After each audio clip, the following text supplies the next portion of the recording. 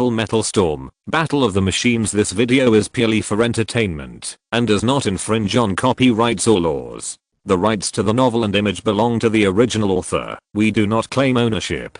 Don't like waiting and want to listen to this fanfic in full now? Subscribe to our Patreon, where you'll find the best fanfics. Chapter 670. The situation is not good. The chance of encountering a sniper on the surface cannot be said to be zero, but it is not high. Training a sniper is not easy. It is difficult for ordinary survivor camps to train a sniper. Even though surface bases can only train 2 or 3 at most, and there is no need to train more. So now that he encountered a sniper, Jiuying had a bad premonition. Especially the sniper was ambushed on the only way to the place designated by Yukiishu. Jiuying looked around, his eyes a little depressed. Now he has not entered the city. There is no cover on the road to use. In this flat terrain, it is simply the home of snipers. Bang! The tires in front of the motorcycle exploded, and Jiuying and the motorcycle bounced up from the ground and rolled in the air. Shoot the horse first, before shooting the man. Obviously, this is an experienced sniper. After seeing Jiuying dodge a shot by intuition, he decisively pointed the muzzle at the motorcycle, paralyzing Jiuying's mobility. In this place without cover, Jiuying will fall into a passive position. Jiuying certainly knew this. When the motorcycle was blown away, he made several dragon scales appear on important parts of his chest and forehead. This greatly increased his physical strength and added a layer of golden armor to himself. In this way, he could withstand at least 2 or 3 shots. As soon as he landed on the ground, Jiuying bounced up and then rushed in the direction of the gunshot. He turned from time to time to make it difficult for the sniper to lock on him. Bang! A hole the size of a head was blown out on the concrete road surface. The sniper's shot missed. At this moment, Jiuying heard a strange gunshot. The gunshot was very dull, like a drumbeat hitting the chest, making people's heartbeats faster. In this extremely impactful gunshot, Jiuying saw a dense rain of metal bullets sweeping across the building where the sniper was. This rain of metal bullets was like a fire whip, whipping through the building, shattering most of the doors and windows of the building, including the load-bearing walls inside. The red fire line produced by the friction between the bullets and the air whizzed through the building. The sniper ran away with his head in his hands, but was still caught up by the terrifying bullet stream and easily cut and torn into pieces. In Jiuying's peeping silver eyes, after the grey light of the creature in the building disappeared, an armored vehicle drove out of the city. The vehicle was equipped with a multi-barrel rapid-fire machine gun, and a chain of ammunition extended from the machine gun and sank into the huge ammunition box next to it. It was this thing that set off a deadly metal storm just now. Otherwise, even if Jiuying was allowed to approach the sniper point, the sniper would have run away long ago. The armored vehicle stopped nearby, the door opened, and a bright face poked out from inside. It was Hangluan, one of Yukiishu's elite team members. The woman was still wearing a red dress. Seeing that it was Jiuying, she jumped out of the car. This action made her chest surge. Captain Chigi, here. Jiuying walked quickly and got into the car with Hangluan. In the car, in the driver's seat, Beilu, wearing white clothes, white pants and white stockings, poked her head out and greeted Jiuying with a smile. Then she retracted her head and continued driving. The armored vehicle didn't seem to plan to return to the city, and the direction it was going was opposite to the city. Before Jiuying could speak, Hangluan took the initiative to say, "We are exposed. I don't know how Huangquan got wind of it. Today, all the captains who came to the meeting were attacked. The captain ordered us to pick you up and send you to the Guan base. Chenling, Huangyu, Zhenghuan, Hedong, etc. Several captains have been picked up. Now only you are left." Hangluan's voice is low and soft. Even though the situation is urgent now, her voice is still beautiful. Jiuying nodded and closed his eyes to pretend to sleep. He looked calm on the surface, but his heart was full of thoughts. Although Huangquan came from the southern border, there is a saying that a strong dragon cannot cross the river. Huangquan dared to infiltrate the northern border, and he really has some skills. Before the Black Witches really took action, Huangquan had already heard the news. Moreover, they also knew the location of the captain's meeting. This is not good. Yukiishu asked the captains to arrive alone in order to keep a low profile and make it difficult for Huang Quan to detect. In fact, this is true. No matter how powerful Huang Quan is, this dragon that has just arrived in the north cannot control the entire surface situation. But now, the other party has accurately grasped the location of this meeting. Does this mean that the information of the Black Witch has been leaked, or that there are spies from Huang Quan and the Black Witch? Suddenly, Beilu's soft cry sounded in the cab. Sister Hang Luan, we are in trouble. Luo Yan immediately opened his eyes and looked at the screen on the console. On the screen, a black shadow appeared on the road ahead. It was full of people. There were at least several hundred people. These people drove modified off-road vehicles and motorcycles, carrying rocket launchers, rifles and other things. They directly blocked the road. Hang Luan frowned and said, I haven't seen so many people before. Beilu asked uncertainly, do you want to retreat back to the city? When Hang Luan was hesitant, a cold voice sounded from behind. Rush forward. The two women couldn't help but look back. Their eyes fell on Luo Yan. Hang Luan frowned, but the speed of the armored vehicle is limited. I'm afraid it will be difficult to break through quickly. Luo Yan said in a deep voice, when hunting large beasts, we usually don't fight with force. We will make traps and mobilize people to drive the beasts into the traps so that we can kill them easily. Luo Yan pointed at himself. We are the prey, and the trap is in the city. Hang Luan was still a little worried. It takes 2 days to get to the Guan base from here. What if we get through this level and the enemy continues to block us on the road? We will be dragged to death on the road by then. Luo Yan said indifferently. How long has Huang Quan been in the north? They don't have so many people to lay a battle line that is too long. Even if they are willing to invest a lot of resources to lay a long line, the value is not equal. If it were me, I wouldn't invest so many resources just to deal with the captain and a few elite soldiers. Hearing this, Hang Luan's doubts were gone, and she nodded. Captain Chigi is right. Everyone get ready, break through with all your strength. In the armored vehicle, 7 or 8 soldiers nodded one after another, and then began to check their equipment. Luo Yan came to the shooting position on the tank and personally operated the multi-barrel rapid-fire machine gun. He looked up and saw that the interception net in the distance had begun to shrink. Luo Yan was not polite either and pointed the muzzle of the gun at the place where the other side's personnel were most densely packed. The next second, the deafening sound of the rapid-fire machine gun rang in his ears. In an instant, the barrel of the rapid-fire machine gun rotated rapidly, and the ammunition belt was sent into the barrel with a thump, and shells fell at Luo Yan's feet. In just a blink of an eye, nearly 100 machine gun shells created a ball of blood in the interception net. Whether it is an off-road vehicle or a human body, being hit by a machine gun will only result in the vehicle being scrapped and blood and flesh splattering. In a blink of an eye, the figures at the interception net became much sparser, and the armored vehicle took the opportunity to sprint at full speed, ready to break through. Chapter 671 Ghost. Hurry up and blow up that rapid-fire machine gun. A bearded man in the interception net roared. His name was Jiuying, an elite member of the Black Rope class of the Huang Quan organization, and the main person in charge of this interception net. Jiuying cursed in his heart while giving orders. Originally, according to the above plan, his interception net was just a show, as long as the armored vehicle on the opposite side was scared back to the city. As a result, the armored vehicle went the other way, and Jiuying was a little panicked, but relying on the large number of people, he still organized the interception.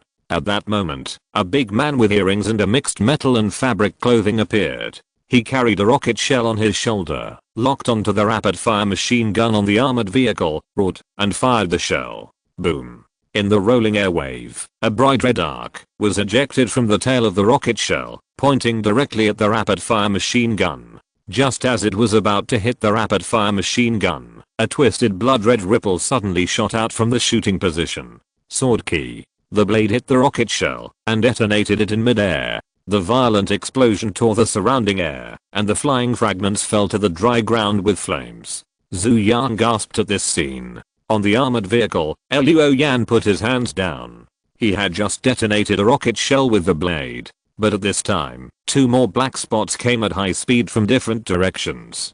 Luo Yan only had time to swing the muzzle and use the metal bullet stream of the rapid fire machine gun to blow up the second shell. The third shell exploded near the rapid fire machine gun. The armored vehicle suddenly bumped up, and Luo Yan was blown away by the airflow of the explosion. The cloak on his body was blown into millions of pieces. His ears were buzzing, and his eyes were full of stars. When he came to his senses, he found that he had fallen on the hot and rough road surface. A cheer rang out in the interception net. Jiuying breathed a sigh of relief. The rapid fire machine gun on the armored vehicle had been scrapped. Without this sharp weapon, the armored vehicle was like a tiger with its teeth pulled out. No matter how powerful it is, there is a limit. Jiuying sneered, then made a gesture, and the interception net slowly unfolded, like making dumplings, surrounding the armored vehicle. At this time, shooting windows were opened on both sides of the armored vehicle, and black gun barrels were poked out. Then they fired wildly at the figures that surrounded them from both sides. Bang, bang, bang. Fierce gunshots rang out, and bullets rained down on flesh and blood bodies, and suddenly the soldiers of Huangquan were bloody and flying all over the place. On the ground, Luo Yan shook his head and climbed up. The golden armor plus the incomplete dragon transformation posture made him dizzy and dazed by the explosion, and a few pieces of oilskin were scratched. But it was not serious. Luo Yan looked up, and the armored vehicle was like a red-hot iron crashing into the black tide, and the black tide was burned, and there was a commotion and turmoil.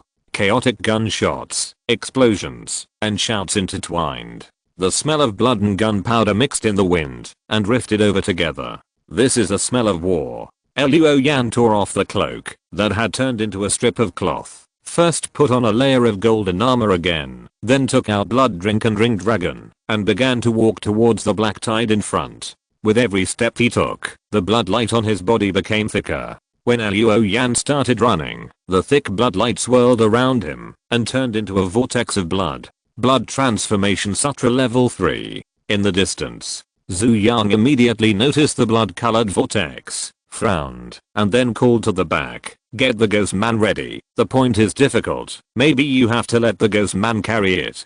Behind, a truck compartment shook from time to time, and there was a muffled bang inside, as if something vicious was hitting the compartment. At the same time, the people of Huangquan noticed Luo Yan and began to fire at him. Most of these Huangquan soldiers used rifles, and the bullets were limited in power. Not to mention the incomplete dragon transformation posture. Even the golden armor could not break it in a short time. Facing most of the stray bullets, Luo Yan did not dodge or evade, but used his golden armor to resist. He would dodge or deflect the bullets that were occasionally aimed at his face. That was how it was. Luo Yan faced some of the bullets and quickly approached the black tide. Blood drink was raised in the air. With one slash, the long sword split the rifle of a Huangquan soldier and then slashed into his face. Luo Yan drew his long sword, and a stream of blood spurted out of the soldier's face, and he fell to the sky. After falling, a blood-colored glow spread on the soldier's body, and then he was pulled into the blood-colored vortex evolved by the blood transformation sutra. Next, Luo Yan was like a tiger entering a flock of sheep, and he started a killing spree in the black tide. The swords of blood drink and ring dragon flew everywhere. Under Luo Yan's two swords, there was no enemy in Huangquan who could match him. The two swords danced, and the swords pierced the flesh. The fierce fight filled Luo Yan's nose with a strong smell of blood. The blood transformation sutra was fully operational, and the blood and ki of the enemies killed by Luo Yan were all pulled into the blood-colored vortex after death.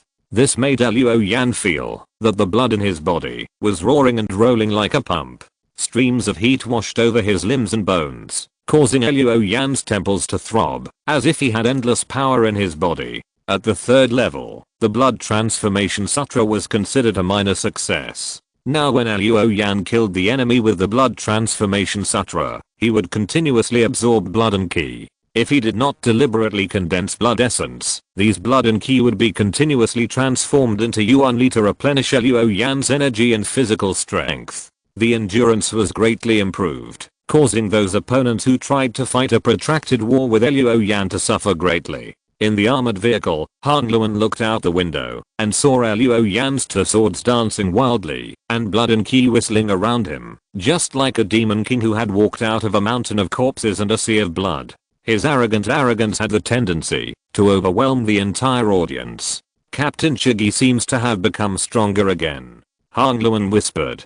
Bei Lu, who was driving the armored vehicle in front, shouted, "Sister Hang Luan, stop watching the fun and come and help me." Hang Luan quickly got into the cab, sat in the co-pilot's seat, and pulled up a joystick. At the same time, the muzzle of the armored vehicle poked out from the front, and then roared, sweeping the dark figures in front. Behind the interception net, Jiuying's face was covered with sweat, and he wiped his sweat. From the back, the armored vehicle and Luo Yan were like two daggers, with a tendency to tear the interception net apart. Jiuying no longer hesitated and shouted, "Release all the ghosts in the car, lock onto that bastard who uses two knives, and let the ghosts bite him." On the truck behind, someone was lying on the roof of the car, pointing a gun that looked like a sniper rifle at Luo Yan. At this time, the person turned on a device and pressed it, and a light that humans could not see lit up from the muzzle and fell on Luo Yan. At the same time, the compartment opened, and from the outside, the compartment was dark.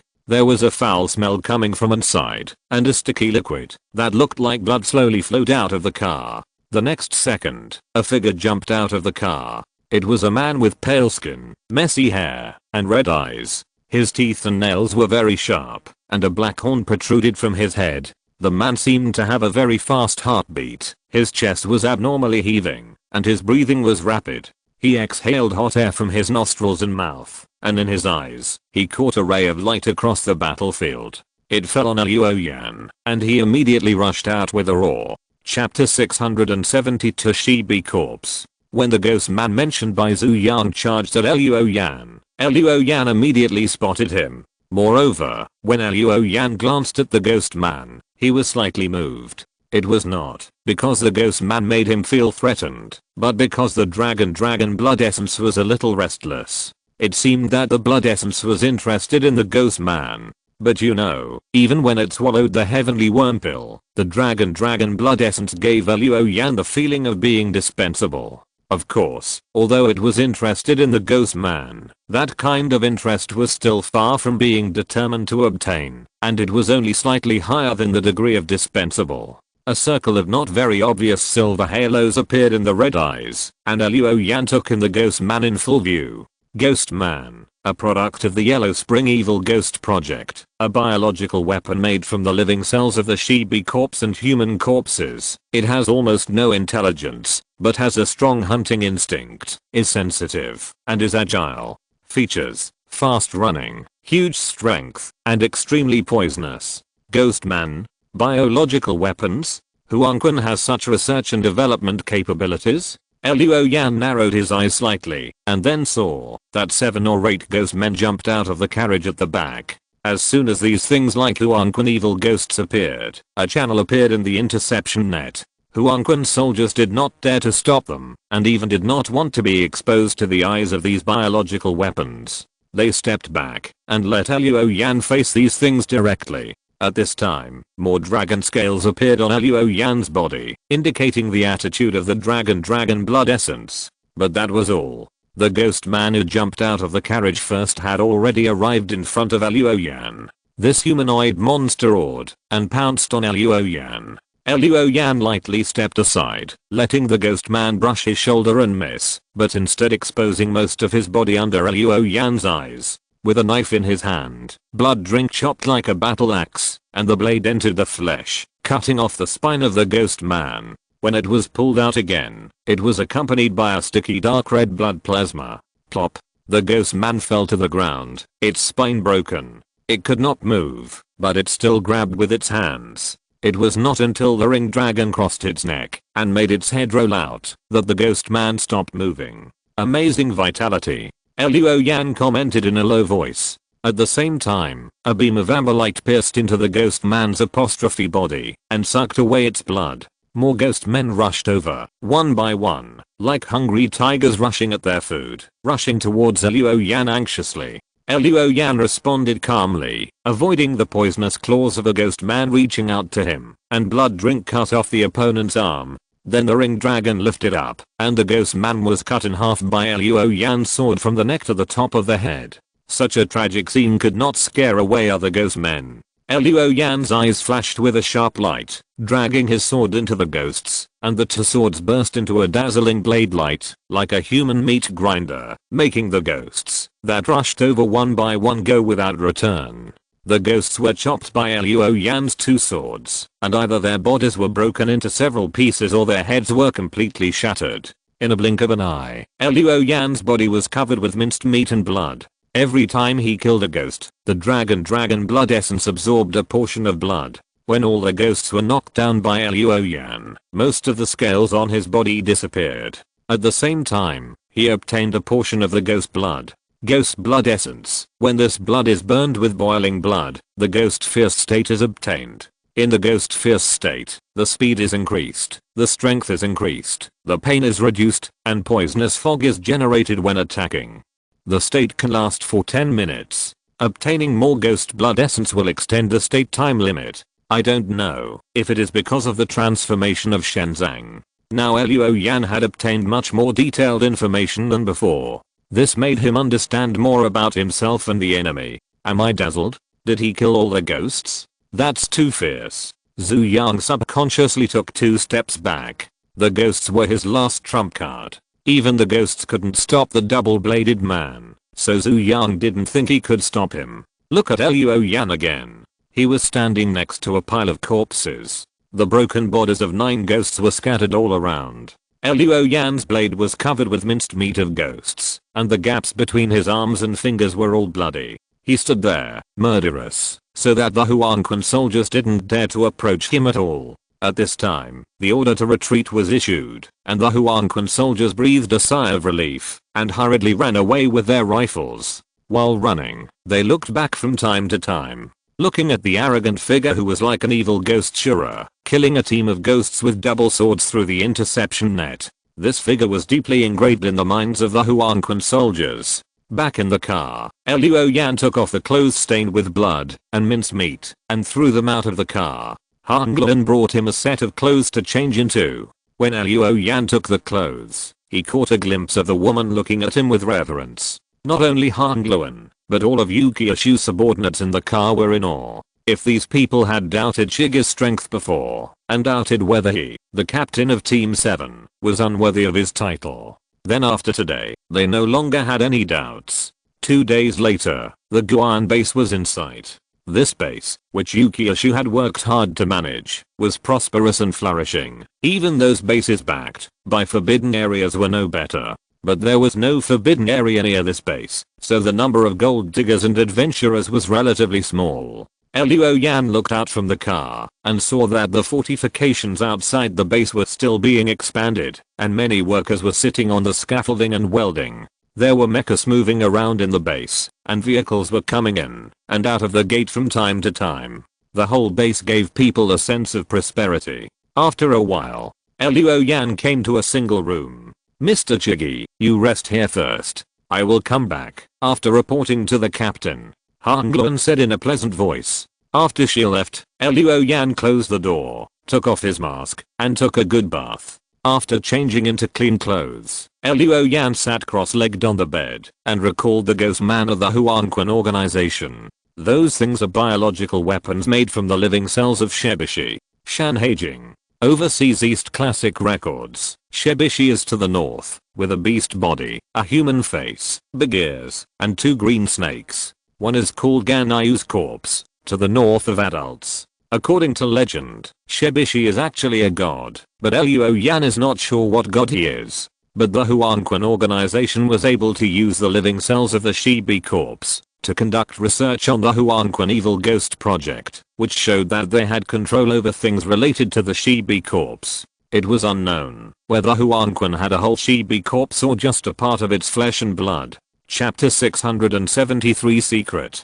Thinking of the Shibi corpse, Luo Yan thought of the Kaianki blood potion in the hands of the Jumang tribe. That was a potion made with the Kaianki blood essence. In other words, the Jumang tribe had at least 1 Kaianki blood essence in their hands. It can be seen that both Huangquan and Heiwu are very powerful. They may not be able to challenge the giant beast strategic mansion, but their strength is far higher than any dungeon. Moreover, these two organizations seem to have technologies and means that the strategic mansion does not have.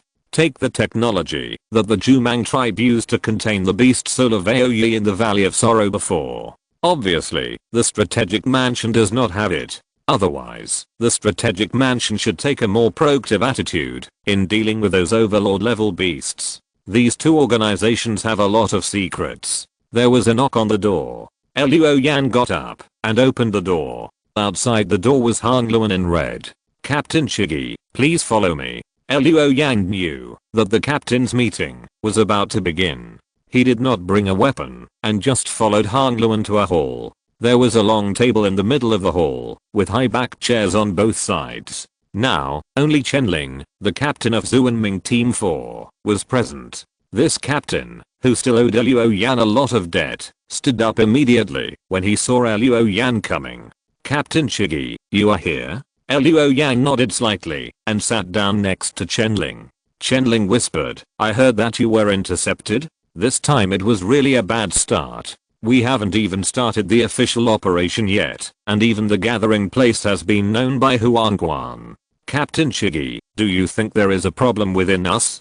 Before Luo Yan could answer, a voice rang out. Do I need to say that? Spy, it must be a spy. Otherwise, why would Huangquan know such secret information as a gathering place? With messy hair and flat features, the captain of Team 6, Huang Yu, walked in under the guidance of a Qiangsum woman. As soon as he came in, he sat down opposite Luo Yan. It seemed that he had forgotten that Luo Yan almost killed him with a knife in Qingyang City. He looked at Luo Yan with a smile and said, Captain Shiggy is really lucky. He was able to break through the Huangquan blockade on the road. He is amazing.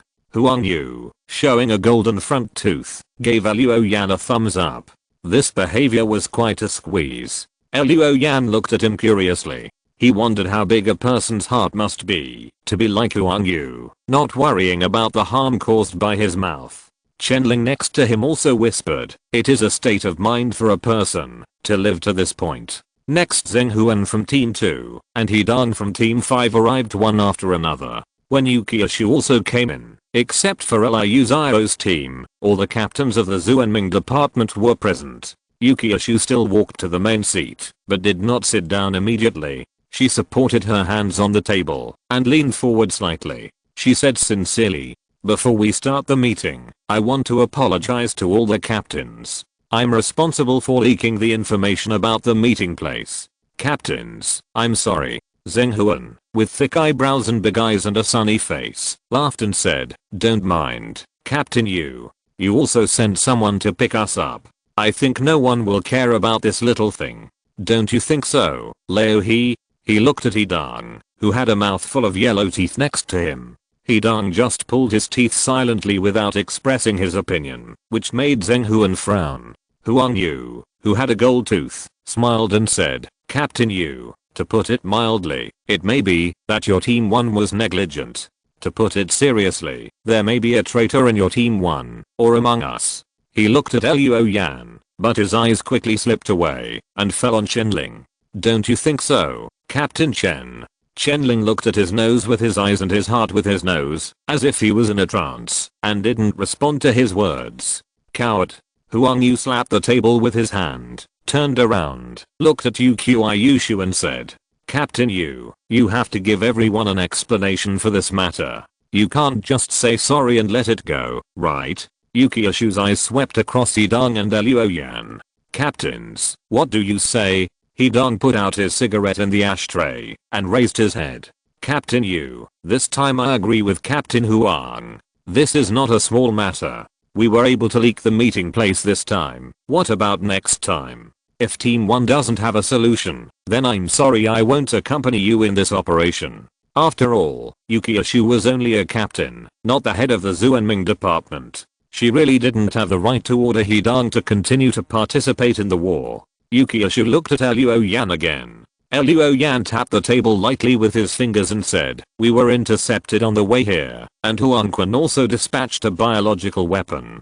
Ghost. That thing has no intelligence, looks like a wild beast, but very ferocious. It's fast, responsive, and highly poisonous. If Huangquan has a large number of such biological weapons, then I'm not very optimistic about the prospects of this war. Yushu smiled, then looked at Chenling. Captain Chen, do you have anything to say? Chenling shook his head. Yushu sat down and said with a smile, Captain Huang, I will give you an explanation about this matter. At present, I'm investigating the information leakage. I believe there will be results soon. In addition, in order to compensate everyone, I will provide you with a batch of training materials. She looked at Idang again. Captain, he is worried that information will continue to leak. I have considered this and decided to adopt a segmented management for the entire action plan and scheduling during the war. That is, there will be a single line contact between me and the captains.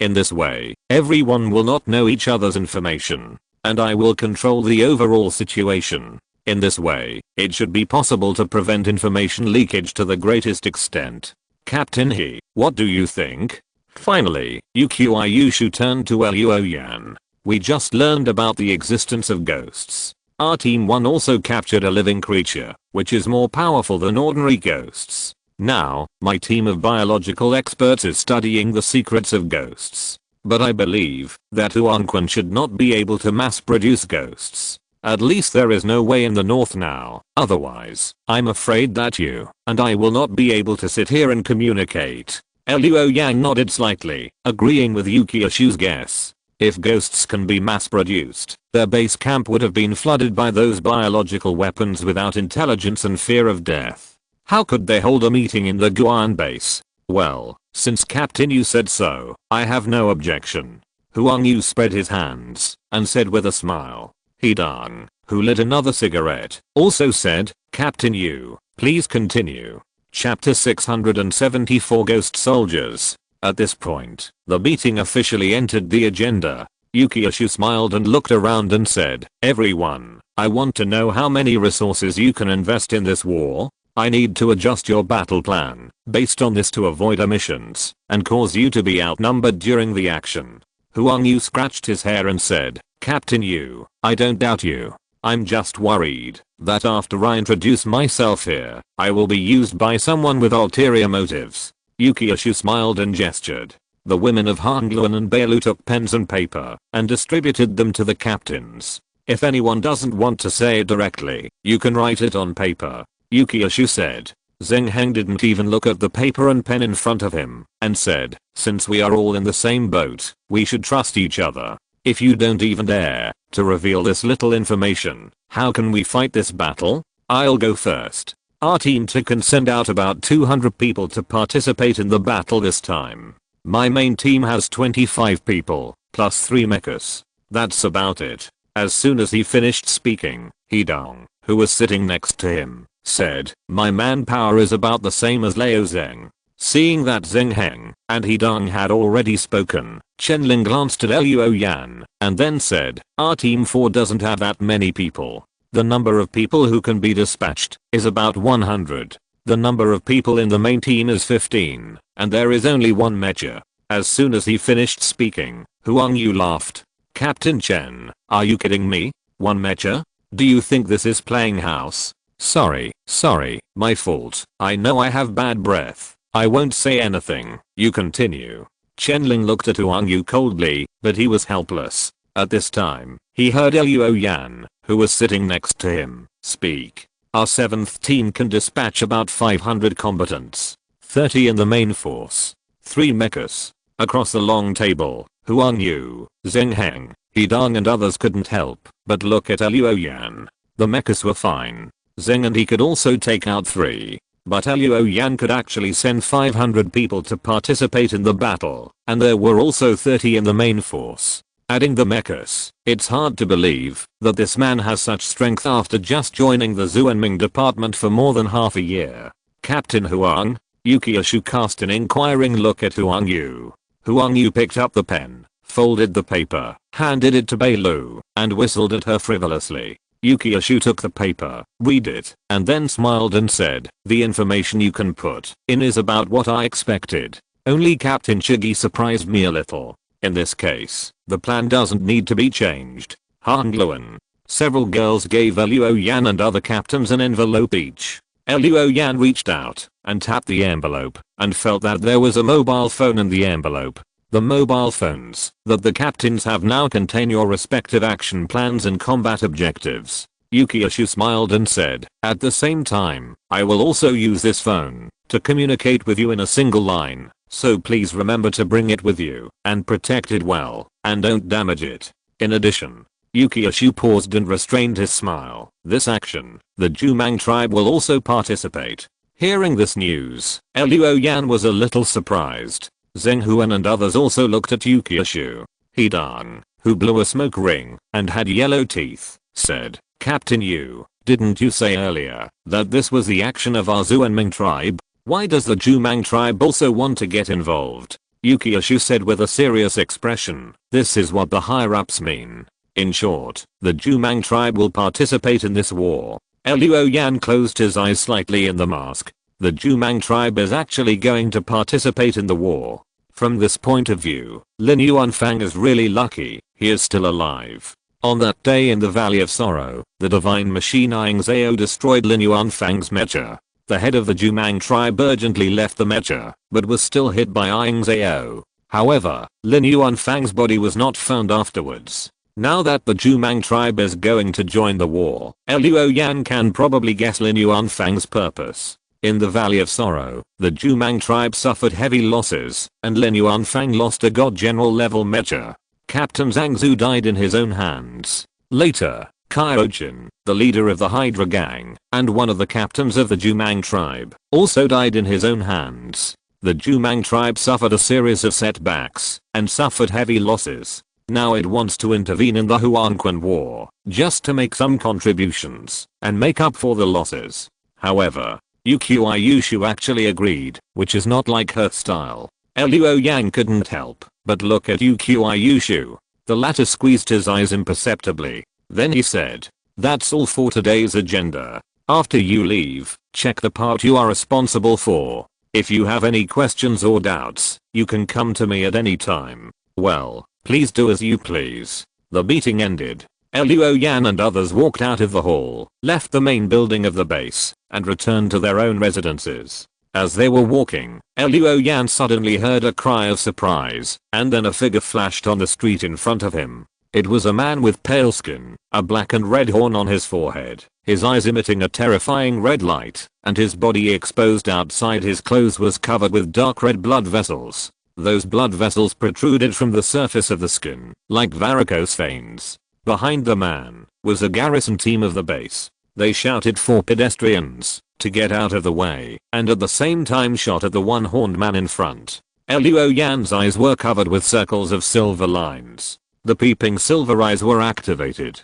With a brief gaze, Luo Yan obtained relevant information. Ghost Soldier, a product of the Yellow Springs Evil Ghost Project, a biological weapon made from the living cells of Shibi corpse and human corpses, with relatively low intelligence, strong as an ox, and able to understand relatively simple commands. Features: cannibalism, regeneration, aversion to water. Is this the kind of ghost man that Captain Yu said was captured for a search? The speaker was Hidang. He glanced at Xing Feng and Luo Yan, then walked towards the center of the street. The biological weapon, which was obviously one level higher than the ghost soldier, had already rushed over, and its black claws immediately swiped towards Hidang.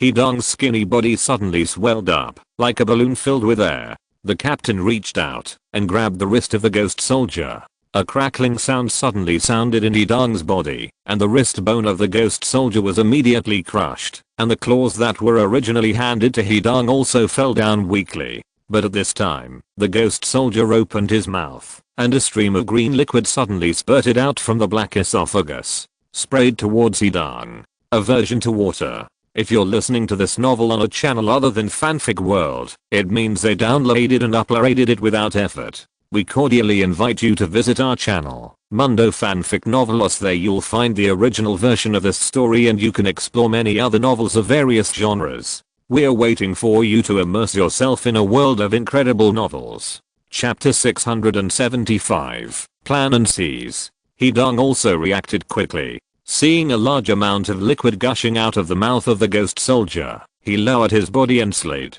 He slid past the feet of the ghost soldier, and at the same time, he did not let go. So he pulled the deformed wrist of the ghost change, causing the humanoid monster to fall. He propped himself up with his hand on the ground, and then he suddenly raised his right leg high, and then chopped it down like a knife and an axe. With a crisp sound that made people's scalps numb, the spine of the ghost soldier was chopped down by Hidang.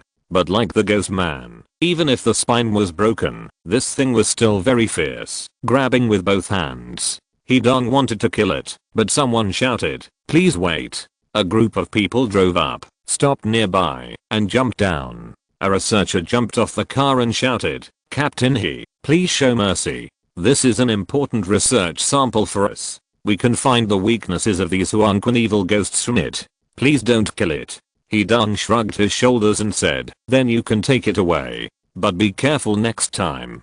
Hidang glanced at the ghost soldier on the ground. "This thing is very fierce." He looked at Luo Yan again, and then left with Xing Feng from another direction. Luo Yan watched a team of people take away the ghost soldier who could no longer move on his own, and then he returned to his residence. After closing the door, Luo Yan took out the mobile phone given by Yukiashu, opened it, and found the battle plan. After taking a look, Luo Yan's eyes moved slightly. Yukiashu's battle goal for Team 7 was to capture a Huanquan surface base, Chunyu base, hidden in a city. On the screen, Luo Yan opened a satellite map. It can be seen that this base is surrounded by high-rise buildings. If it is not photographed by satellite, then it can only be found by going deep into the city. Otherwise, if you just pass by nearby, you won't find this surface base hidden deep in the city. According to the intelligence obtained by the Black Witch, this base is one of the 2 surface bases of Huanquan in the north.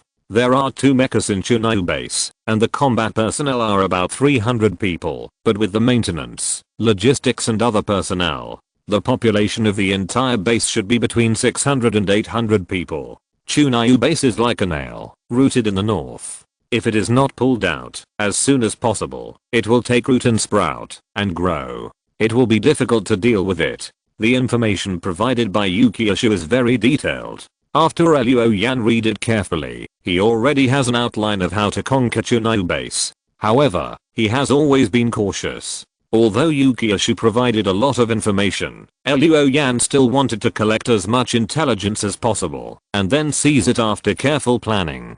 He thought of a person. Luo, a chess PC planted in Huanquan. Now it can come in handy. After sending a message to Luo, Luo Yan packed up and left the Guan base. A few days later, he returned to his coyote camp. It's called a camp, but now it's not much worse than some surface bases. When Luo Yan arrived, he saw that the camp had another outer wall, which was tall and thick. There were defensive turrets on it. These self-propelled turrets were controlled by the system, which was accurate, ruthless, and efficient. The newly installed armored gate was open, and vehicles kept coming in and out, from large trucks transporting supplies to various tanks used for combat. After entering the camp, there is a straight and open main road leading to the depths of the camp. On both sides are large open spaces, each with an old-fashioned mecha in motion, performing various tactical actions. It can be seen that the first batch of students are practicing operating mechs. Luo Yan came to the main building of the camp and met Liu and others. He had already mobilized before setting off to the surface to attend Yukiashu's captain's meeting. Therefore, not only have the Red Gate's troops been assembled, but the Iron Horse Mercenary Group and the Dark Blood and other organizations have also arrived. Liu compiled a document for Luo Yan to review. From the document, it can be seen that Luo Yan has about 350 combatants under his command. The Iron Horse Mercenary Group has 40 people, and the Dark Blood and other Old City organizations have about 120 people in total. Luo Yan's idea is to command the Red Gate and Iron Horse troops himself. As for the Dark Blood and other organizations, let them command their own personnel. Luo Yan will assign them tasks, and as for how to complete them, it is up to them to decide. Originally, Luo Yan did not expect these organizations to accomplish anything big. He transferred half of their manpower out, just to prevent them from taking advantage of the Red Gate's outing and the empty Old City forces to do something. After reading the information, provided by Liu. Luo Yan met with the important personnel in the camp again, and a day passed in a blink of an eye. On the second day, Luo Yan came. In the main building lobby, Luo Yu was exhausted. After he sat down, he said, "You actually asked me to meet here." Luo Yan said calmly, "This is nominally your camp. It is logical for you to come to inspect the camp, and it will not arouse suspicion." He looked at Luo Yu and found a new wound on his face, so he said, "It seems that you have not had a good time recently." Luo Yu snorted. Luo Yan was right. He had not had a good time recently. The last time he attacked the coyote camp, all his elite and main forces were killed. If there was no coyote camp to report to later, Luo Yu might have been severely punished. But even so, because his strength was not as good as before, many tasks could not be completed. Therefore, he was gradually excluded and no longer valued. Luo Yan certainly knew that Luo Yu's current situation was caused by himself, so he did not continue to expose his scars. Instead, he asked, "How much do you know about Jiuying base?" Luo Yan raised his eyebrows and looked at Luo Yan. "Are you going to take action?" From this sentence, Luo Yan knew that Luo Yan was excluded by Huangquan, and he was not even aware of the latest developments of the Black Witch. Looking at his appearance, he probably didn't know that Huangquan had already taken action. He had already ambushed the captains of the Zuanming department. Seeing that Luo Yan didn't respond, Luo Yan's eyebrows twitched and said, "The director of Jiuying base is Li Guang. He is Yinrang's confidant. He has reached the great perfection of the advanced realm, and may even have been promoted to the Tangxuan realm. Yinrang dotes on him, and cultivates him vigorously. Although he is in the same class as us, Li Guang's strength is stronger than mine and Jiuying. He has mastered unique skills and secret methods. Even you may not be his opponent." At this point, he looked at Luo Yan. Luo Yan knew that he was testing his background and said calmly, "Go on." This obviously commanding tone made Luo Yan's eyes flash with a hint of anger. Chapter 676 Jiuying base. There are 2 mechs at Jiuying base. Luo Yan muttered. In addition, there are about 300 combat personnel. The base has guns, cannons, vehicles, and mechs, so it is not so easy to conquer. In addition, there are a large number of personnel at the base. Oh, by the way, there is a laboratory in there. But I don't know what experiments are being conducted. Luo Yan nodded slightly. What Luo Yan said basically matched the information provided by Yukiashu, except for that laboratory. Laboratory? Luo Yan's heart moved, and he asked, "What exactly is your Yellow Springs Evil Ghost project?" Luo Yu looked at Luo Yan in surprise. "You even know this?" He went on to say, "I don't know much about this project. I only know that this project was proposed a few years ago. I heard that the top leaders of the organization discovered a giant beast named Chibishi in one of the forbidden areas in the southern border. Not long after that, the Yellow Springs Evil Ghost project appeared. The main goal of this project is to develop a biological weapon that can be mass-produced, can obey commands, and has strong combat capabilities. When I heard about it at the time, it was like listening to a fairy tale, and then the giant beast disaster broke out the following year. After the disaster, I haven't heard of this project, but recently, there have been rumors that this project can be put into actual combat. At this point, Luo Yu raised his head. "You haven't seen the Yellow Springs Evil Ghost, have you?" Luo Yan did not answer, and asked again, "If we want to attack the Jiuying base, what suggestions do you have?" Luo Yan frowned. "My suggestion is to give up, although I saw that you have already used the mecha.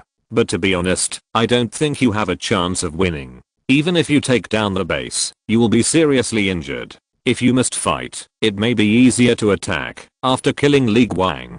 Luo Yan tapped the table with 5 fingers and carefully considered Luo Yan's suggestion.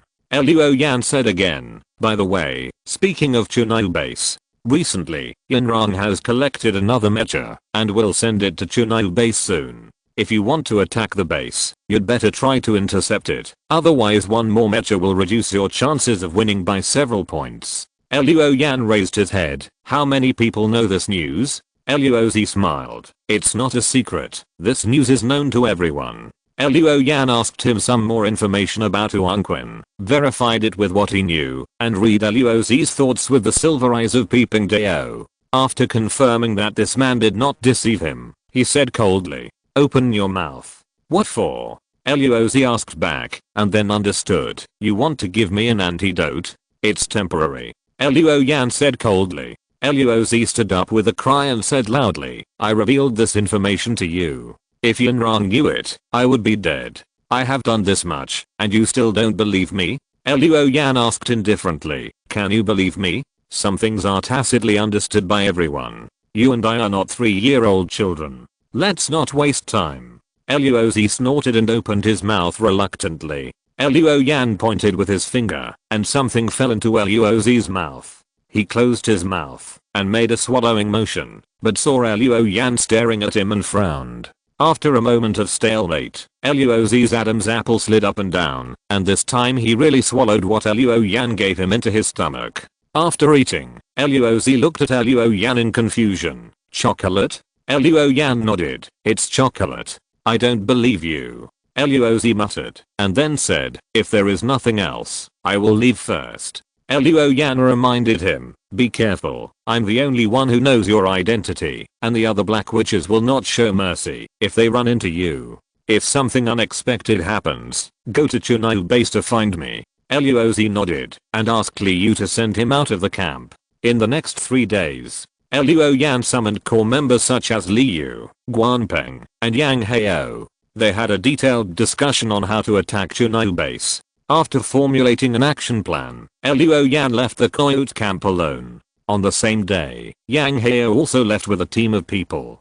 A few days later, at 2 p.m., Luo Yan looked at the abandoned city in the distance. There was a small river running through the city, maybe because there were no survivors and no human activities in the city. In addition, there was sufficient water so that plants with strong vitality such as shrubs grew everywhere. Looking around, the city was full of trees and weeds. Although it was daytime and the sun was very scorching, there were many shadows in the city, which made people feel gloomy and terrifying. This is the city where the Chunyu base is located. Now Luo Yan has come to the edge of the city. He plans to sneak into the city, sneak into the base, and assassinate Li Guang. Once Li Guang is dead, the base is leaderless, and it will be much easier to attack again. In addition, Luozi mentioned that there is a laboratory in the Chunyu base. Luo Yan wants to see what Huangquan is researching in the base. Using the secret method opening the ghost wheel, Luo Yan restrained his breath and opened the peeping silver eyes before entering the city.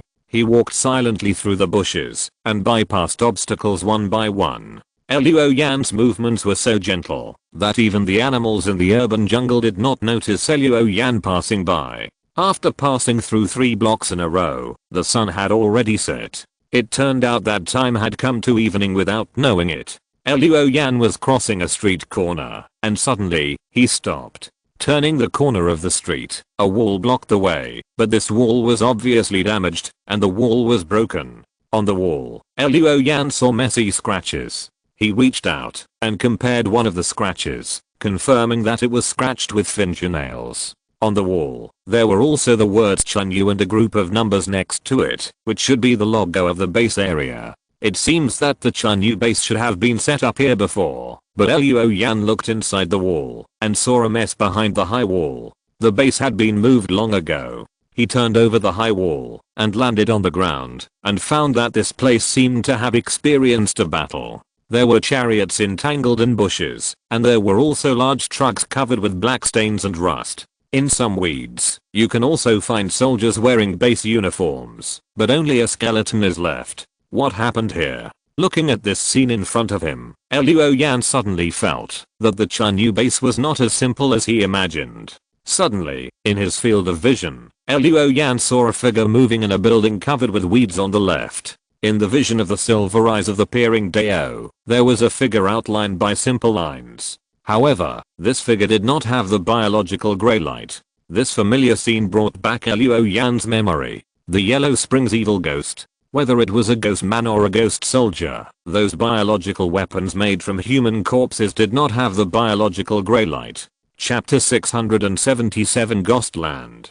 Luo Yan squatted beside the wreckage of a car, without any movement. The phantom wheel had made him lose all his breath, and it was already evening, and the dense green plants made the city look like night. If he did not show up, it would be difficult for the unintelligent ghosts or low intelligence ghost soldiers to detect his presence. A moment later, Luo Yan saw the figure staggering out of the building. It was a woman, wearing camouflage clothes and a bulletproof vest, and seemed to be a soldier.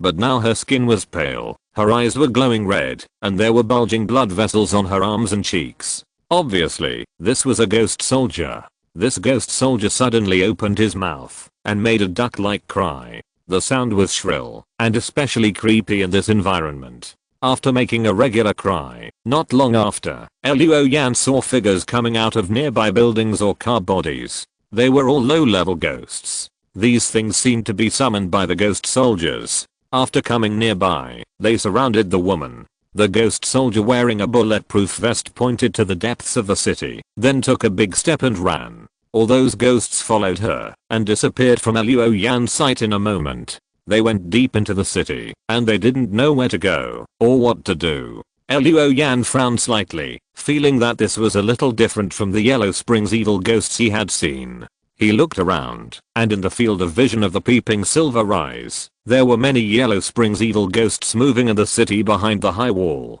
Moreover, they were all heading in the same direction. Luo Yan took out his mobile phone and called up the satellite map of the city where the Chunyu base was located. After a comparison, he said those Yellow Springs evil ghosts were actually heading for the Chunyu base. Putting away the phone, Luo Yan made sure that there were no Yellow Springs evil ghosts nearby, and then continued to sneak. It was finally completely dark. But darkness has never been an obstacle for Luo Yan. I don't know if it's because the peeping silver eyes have been open for too long, or if Luo Yan has begun to adapt to this Shenzang that has just transformed not long ago. Occasionally, he would see some faint figures appearing in front of him, nearby, and in the air, and then disappear. Those figures were wearing various styles of clothes, men and women, sometimes talking, sometimes fighting. They appeared and disappeared in the dark and desolate city streets, like ghosts, making Luo Yan feel like he had stepped into a ghost town.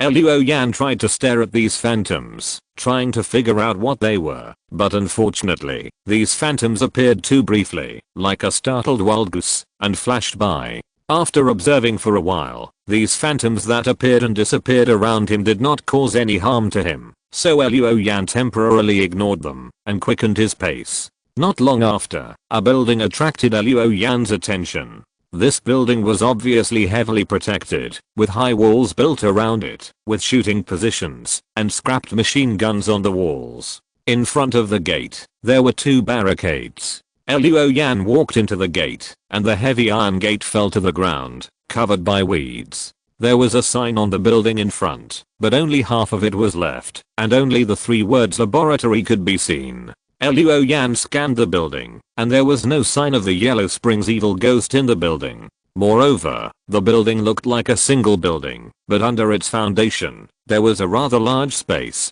Luo Yan first searched the interior of the building, which was mostly filled with sponge rooms similar to those used to detain mental patients. There were several archives, but Luo Yan did not find anything of value, because he might have taken away the materials when he evacuated. Most of them were lists of supplies, which listed some drugs with very professional names.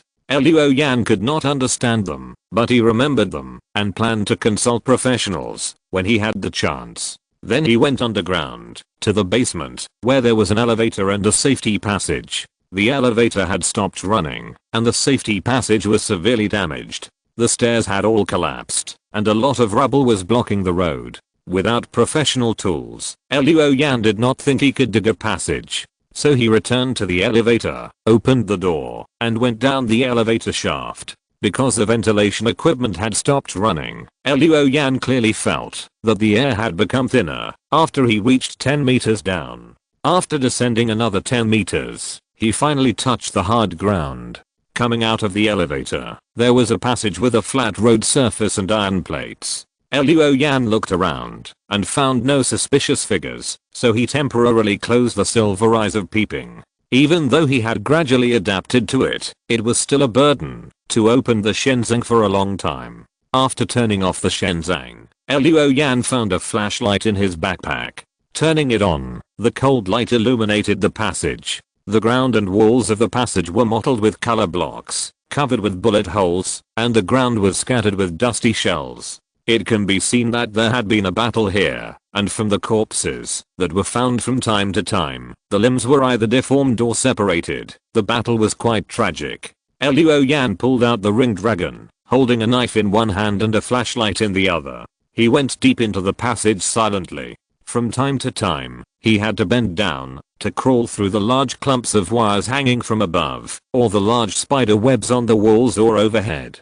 Through the signposts and the underground base floor plan along the way, Luo Yan finally found a research room. The floor plan of this research room was labeled top secret, and there was a sign outside the door of the research room saying no entry. At the same time, dozens of corpses and a large number of shells were piled up outside the door. It seemed that a fierce battle had broken out here, and these dead were required to defend this research room. Luo Yan raised his foot and stepped on a corpse, then the second one, and just like that, he stepped on the corpses to the door. The automatic door controlled by electricity had long been ineffective. It was open a crack. Luo Yan shone a beam of light inside, and suddenly a dry face appeared in the light. It was a dead body. Luo Yan listened for a while, but there was no movement inside, not even a trace of airflow. He then opened the door and opened a gap for him to enter sideways. When he came to the research room, the light passed through the empty culture tanks, the automatic weapon terminal that had stopped working, and a large number of cabinets and drawers.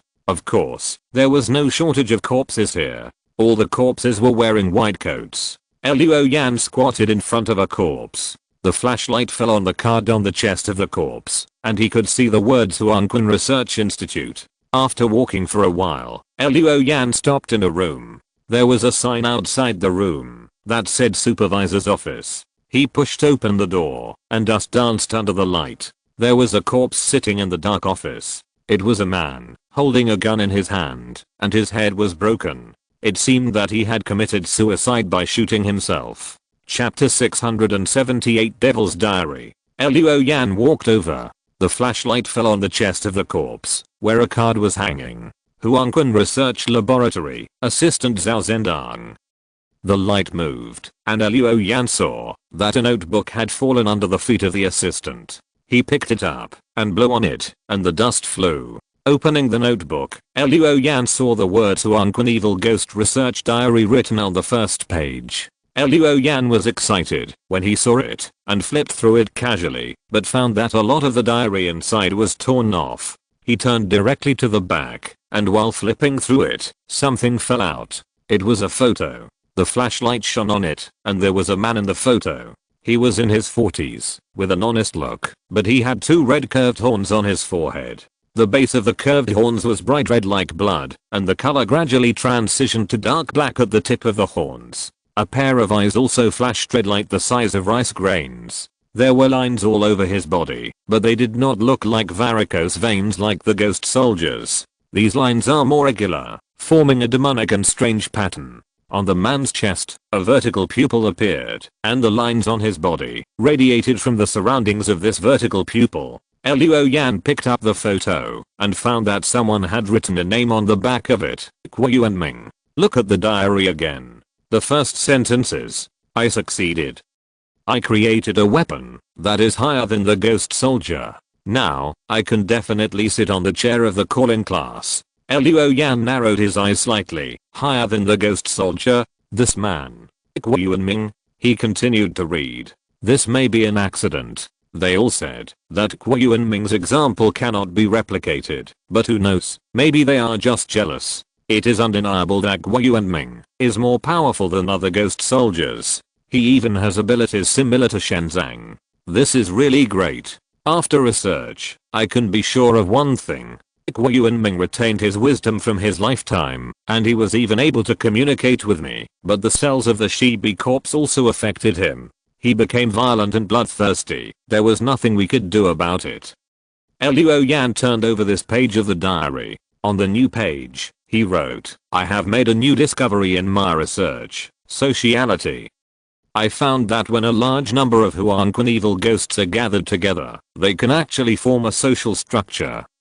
Although this structure is very simple, it is an evil ghost society spontaneously formed by the unintelligent ghost people and the low intelligence ghost soldiers. The social structure of evil ghosts has very obvious classes. Ghost soldiers can command ghost people, and Jiuying can command all evil ghosts. Well, this is just like a human commander. By the way, let's define his class as a ghost general." Seeing this, Luo Yan remembered the scene he saw in the city before. The female ghost soldier clearly had the behavior of commanding ghost people, which is the evil ghost society mentioned in the diary. Coming to the third page, there is only one paragraph on the third page. "Today I discovered another interesting phenomenon. I seem to have found a way to control Jiuying. The method is the following: content cannot be seen, because the paper was torn off. Suddenly, a faint sound was heard outside. Luo Yan immediately opened the silver eyes of Peeping Dao and looked out, but found nothing. When he looked back at the diary in his hand, Luo Yan said, "Ha, I saw that on this page." Behind that paragraph, there was a silver light twisting, and then formed a word. This allowed Luo Yan to read the whole article. The method is Jiuying's daughter. Yes, I found that, even after becoming a ghost general, Jiuying still had memories of his daughter. Originally he refused to cooperate with my research, but after I accidentally let him see his daughter yesterday, Jiuying calmed down. After that, whether it was drawing blood, drawing bone marrow, or cutting internal organs, he did not resist. It's amazing.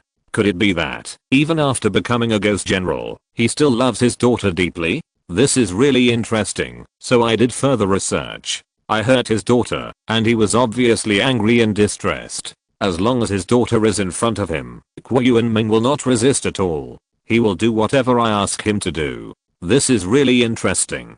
But unfortunately, his daughter died. When he learned the news, Jiuying actually cried. Hahaha, a thing that is not a human actually cried. This really made me laugh to death. What's more interesting is that I cut off his daughter's head and soaked it in formalin. Just this head can make Jiuying obedient. This makes me sigh at the greatness of fatherly love. At the same time, I also decided to use his daughter's head to control Jiuying and let this ghost general serve me forever. After reading this diary, Luo Yan's eyes flashed with anger. He looked at the corpse next to him fiercely, and the ring dragon flashed, and the corpse's head shattered into countless pieces. Looking at Zhao Zhendong's headless corpse, Luo Yan quickly calmed down. Zhao Zhendong was just an assistant. Although the diary was found beside him, it was not necessarily written by him. Perhaps the owner of the diary was someone else. He looked at the diary again, and the silver handwriting had disappeared. What happened just now? Why can I see the torn diary? As soon as Luo Yan had this thought, some information emerged in his mind. Let him know that this is the deepening of Wu Wang. That is, as long as it really exists, Peeping Silver Eyes can dig it out. However, this ability is not omnipotent. It needs a medium to be triggered. The reason why Luo Yan can see the torn content is that some paper and text remain on this page. As for the previous diaries, because the whole page was torn off, Luo Yan saw nothing. He put the diary on the table and then checked the surroundings of the office. On a small blackboard on the wall, he saw an A4 paper fixed with thumbtacks. It said Shibi Corpse Blood Essence has been delivered on it. Shibi Corpse Blood Essence? Luo Yan's eyes lit up, but then dimmed. Even if a copy of the Shibi Corpse Blood Essence was delivered, it should have been moved, even if it was not damaged after the attack here. However, if the Shibi Corpse Blood Essence was moved, the most likely possibility was that it was moved to the interior of the Chunyu base. Perhaps the Dragon Blood Essence would be interested in it. When thinking this, a blurry black shadow appeared in the corner of Luo Yan's eyes. He just had time to make a few dragon scales appear behind his chest before he was hit by the black shadow. The moment of contact, Luo Yan's pupils shrank slightly, and the whole person was pushed against the wall by the black shadow. Bang! Luo Yan was knocked into the wall, embedded between the rubble and the cables. Only then did he see clearly that what was hitting him was a thing that looked like a tentacle but had a palm at the front. Chapter 679 Escape. Also on this night, through the telescope, Sun Zixu saw rusty warning signs covered by weeds, car wreckage piled on the road, a broken viaduct in the middle under the cold moonlight, and a lifeless city without any lights. He put down the telescope and muttered, "It's the same everywhere." At this time, someone brought dinner. "Mr. Sun, your dinner." Sun Zixu took it, nodded and said, "Keep your eyes open at night. We will be able to reach the base in 2 days. Don't let anything unexpected happen at this time." The man smiled and said, "What kind of accident can happen? The refugees on the surface will hide when they see our convoy." Sun Zixu's face sank. "Be careful in everything." He looked back and saw a figure walking on the mecha carrier parked on the side of the road. Only then did he feel at ease to have dinner. Sun Zixu is an elite of the Huangquan Black Rope class and is escorting a mecha to the Chunyu base. Regardless of which organization, the mecha is a valuable asset. Normally, escorting such a valuable resource as the mecha should be the responsibility of the backbone of the higher level Zong class. But now, Huangquan is preparing for the war with the Black Witch in full swing, and the backbone of the Zong class basically has tasks to do and cannot be spared. So the task of transporting the mecha this time was given to Sun Zixu.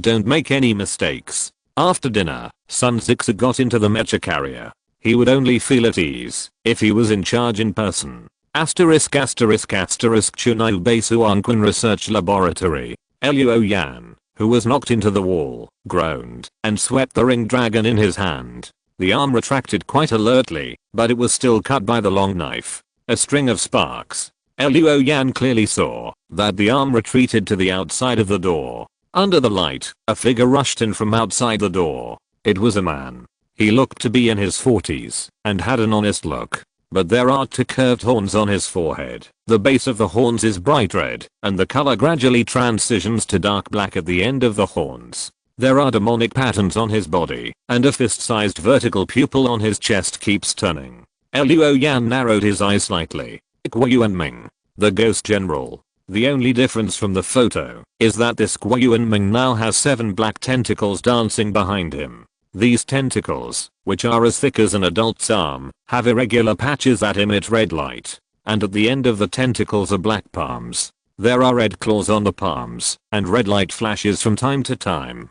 Circles of silver lines appeared in Luo Yan's eyes. The peeping silver eyes glanced at him. Ghost General, Jiuying, a product of the Yellow Spring Evil Ghost Project, a biological weapon made from the blood and essence extracts of the Shibi corpse and human corpses. It has the wisdom and memory of his life, and is born to command ghosts and ghost soldiers.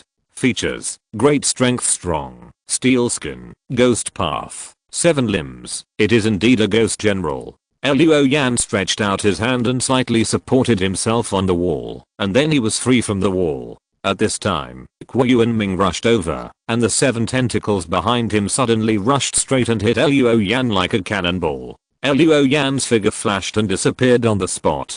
Footwork, dragonfly skimming the water, flashing and appearing on the other side of the office. Luo Yan raised the ring dragon and swung the long sword, and a piece of twisted ripples spread out and collided with Jiuying's 7 limbs. Although it was a tentative attack, seeing the sword energy passing through those tentacles, it only left a series of white marks. It didn't even scratch the skin. Luo Yan was somewhat surprised. It is worthy of being alive with the steel skin characteristic, and it can't even scratch a little oily skin. At this time, the ghost general Jiuying turned his head and roared. His mouth was full of fangs, and some of the fangs were still stained with meat. The 7-limbed wrist behind him retracted, and the next second, it twisted its fists and fired like a machine gun. His 7 arms were powerful and moved very quickly, casting a dense fist shadow. Luo Yan's eyes shot out a sharp light, and the blood drink was also taken off. Then the 2 swords formed a violent offensive and attacked Jiuying. Ding ding dang dang. The 2 swords and the 7-limbed wrist kept colliding, and the sound of metal clashing was actually knocked out. The 2 long swords rubbed sparks on the opponent's fists. In just 2 breaths, Jiuying had thrown hundreds of punches, but still failed to break Luo Yan's sword momentum. The ghost general jumped back suddenly, and the vertical pupil on his chest turned, and it was unknown what he was thinking. At this time, Luo Yan felt a flame burning in his body, and the dragon blood essence was ready to move. If the dragon blood essence had always had an indifferent attitude towards the ghost man and ghost soldier before, then this time, the dragon blood essence was obviously interested in devouring the blood of the ghost general. Luo Yan could feel the restlessness of the blood essence, so he simply did not suppress it. In an instant, dragon scales appeared on half of Luo Yan's body. Wisps of amber light rose and condensed into the phantom of the lizard dragon behind Luo Yan.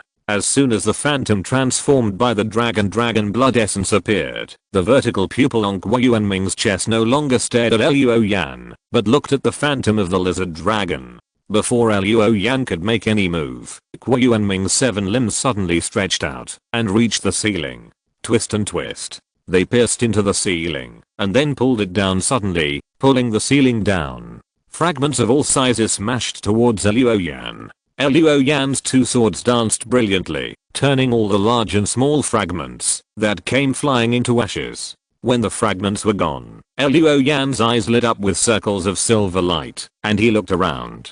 There was no trace of Guo Yuanming. Instead, a shadow was swiftly passing in the distance, and it disappeared from Luo Yan's sight in a few seconds. He ran quite fast. After reading the diary, Luo Yan felt quite sympathetic to Guo Yuanming's experience. But Guo Yuanming had obviously wanted to kill him just now, and Luo Yan would not be polite to him. It was just that Guo Yuanming seemed to be able to sense the threat of the dragon blood essence, and he ran so fast that Luo Yan could not give him a great relief. He had to give up. Asterisk. It was late at night.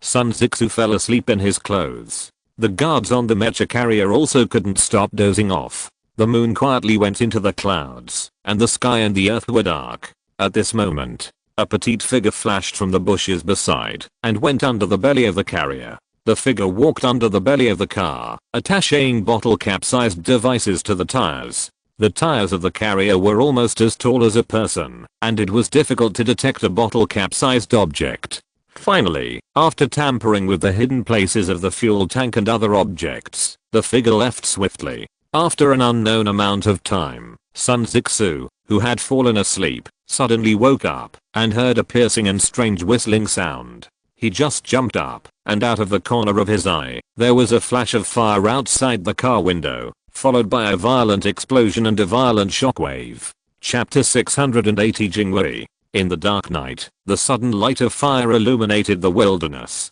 The escort vehicles near the mecha carrier were attacked by rocket howitzers.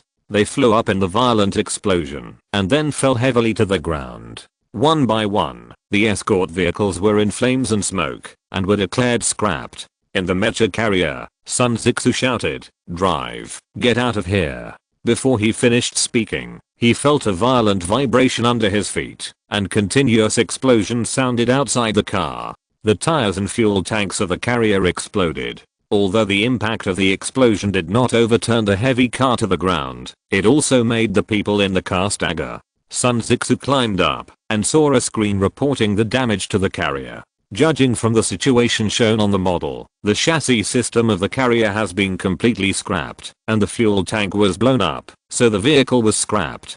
Damn it. Sun Zixu yelled with his neck red, "Contact the base quickly. The rest of you, follow me." He put on his weapon and opened the car door. When he came out, he saw a black shadow flying through the firelight and approaching his own guards. The guards of the convoy were either killed in the explosion just now or were blown dizzy. Whenever the black shadow entered the area around the guards, it would bring up a puff of blood mist. Sun Zixu could see clearly that the petite figure was dancing with a short blade in his hand. The knife skills were fast and fierce, often killing with one blow, and there was basically no possibility of rescue. In just a blink of an eye, several people had died under the opponent's knife. After killing several people, a guard finally discovered this little assassin. When he raised his rifle to shoot, a short blade rushed to his face and directly pierced the guard's face. The petite assassin who lost the short blade was not panicked when facing several other guards, and punched them. The fist seemed to be surrounded by mist, and then turned into a swaying pink lotus. The lotus hit the chest of a guard in the middle. The lotus shook violently, and the guard flew backwards, with his chest already sunken. At this time, the seemingly delicate pink lotus suddenly exploded in all directions, shooting out a thin stream of pink light. The two guards nearby were not careful and were hit by the light streams. It was like being grazed by bullets, with skin and flesh torn and blood spurting out. Behuasha point pink haze. This petite assassin was Yang Tao. Yang Tao knocked down nearly 10 guards in a blink of an eye, making it much easier for the friendly troops behind to kill. Sun Zixu's eyes were blazing with fire, and he wanted to move forward, but suddenly there was a whistling wind above his head. He didn't have time to look up, and he quickly rolled over and saw someone falling from the sky, chopping a long knife at the position where he was just now, and the broken stones were splashed everywhere. Sun Zixu jumped up, his temples throbbing, and he looked over. He saw a figure standing up beside the fire. It was a man in his 20s, with black hair flying in the firelight. His expression was flamboyant, and he casually placed his long sword on his shoulder, revealing a mouthful of white teeth. "Your opponent is me," he said. Sun Zixu snorted and untied a whip from his waist. The iron surface of the whip was polished into a scale-like shape, making the whip look like a poisonous snake. Yang Heo whistled. "This is the first time I've met an opponent who uses a whip. Not bad. Let's have some fun." He manifested his Yuanli and used the secret method KO and wheel. Suddenly, flames rose, and Yang Heo's momentum soared. Sun Zixu's forehead was sweating. Judging from Yang Heo's breath, Sun Zixu knew that the other party was only at the intermediate level like himself. But Yang Heo also knew the secret method, which was not simple. Secret techniques are different from basic combat skills. Even if they are elites of the black rope class, they need to make outstanding contributions to learn secret techniques in order to exchange them from the organization. Sun Zixu has not been able to exchange a secret technique until now. At this time, seeing Yang Heo rushing towards him with a secret technique, he could only grit his teeth, shake his wrist, and immediately pounce on his opponent with a long whip like a python. In Yang Heo's eyes, Sun Zixu's long whip pounced like a python. He immediately twisted his left foot, turned around and stepped to let the long whip pass. With the explosive power of the KON wheel, he pushed the ground hard and shot at Sun Zixu like a powerful arrow. The advantage of a long whip is that the attack range is large and far, but the disadvantage is that it is useless if someone bullies you. Seeing Yang Heo approaching, Sun Zixu did not panic. He was good at using a long whip, so he naturally knew the advantages and disadvantages of this weapon.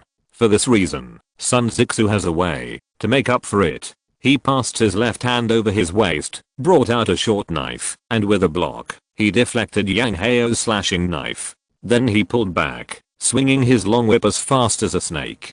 Sun Zixu's whip technique is good at whipping, and the long whip is like a wild python biting fiercely when it is whipped. But in terms of turning and jumping, it is very stiff. After fighting for a while, Yang Heo has figured out Sun Zixu's routine. A fierce look flashed in this guy's eyes, and a grim smile hung on his face. Suddenly, he bent his waist and stretched his legs, and the whole person shot out like a powerful arrow, bringing a fierce gust of wind. Sun Zixu's eyes widened, his wrist trembled, and he used a killer move. The long whip moved like a chain, and the tip of the whip hit Yang Heo's face like a thunderbolt. If it hit, Yang Heo's head would be blown up. However, Yang Heo not only did not give in, but his body movement became a few points faster. He just tilted his head and let the whip tip pass through his cheek, and a piece of flesh was torn off immediately. Blood gushed out. Yang Heo was unaware of it. He passed the long knife in his left hand and raised it high, ready to chop. Sun Zixu gritted his teeth and slashed at Yang Heo's throat with the short knife in his left hand. Yang Heo raised his right hand and blocked it with his forearm. Bang! Sun Zixu's short knife cut into something hard. Yang Heo's long knife fell like thunder. The knife flashed. Sun Zixu's eyes were bloodshot, and he staggered back. After a moment, a thrilling red line appeared from the center of his eyebrows. Then a large puff of blood sprayed out. Yang Heo passed by Sun Zixu and rushed into Huangquan's guards with a knife. There was a fierce battle. After a moment, the battle was over. All the people in Huangquan were dead. Yang Heo had a hemostatic patch on his face and was checking the information of the mecha on a tablet. This mecha was just acquired by Huangquan. The brainwaves had not been recorded yet and there was no designated driver. The mecha is a light machine with graceful lines like a woman, and it has a beautiful name, Jiuying. According to the information, it is a machine with high mobility and high speed, but weak firepower. After watching, Yang Hao grinned, waved his hand, and called Yang Tao over. Go, drive the mecha away, let's go meet up with Leoguan. Yang Tao pointed at herself and said, you want me to drive? Yang Hao covered his burning cheeks and said, don't tell me you can't. Yang Tao looked at Jingwei and said, of course I can. Teacher Afei said that I have a talent for driving mechs. But this is a brand new mecha, and not an old model. Can I really drive it? Yang Hao kicked her lightly and said, just go when I tell you to go. Why are you talking nonsense? This kind of sissy mecha is not to my taste at all. If you don't drive it, how can I drive it? Yang Tao covered her, but with a footprint, and smiled at Yang Hao. Then I'll go. Hurry up. After a moment, Jingwei straightened up in the dark, and the energy nodes everywhere lit up, outlining a light figure. Chapter 681, Hell's Vanguard. It was daybreak. But for this city occupied by plants, it didn't make much difference whether it was daybreak or not.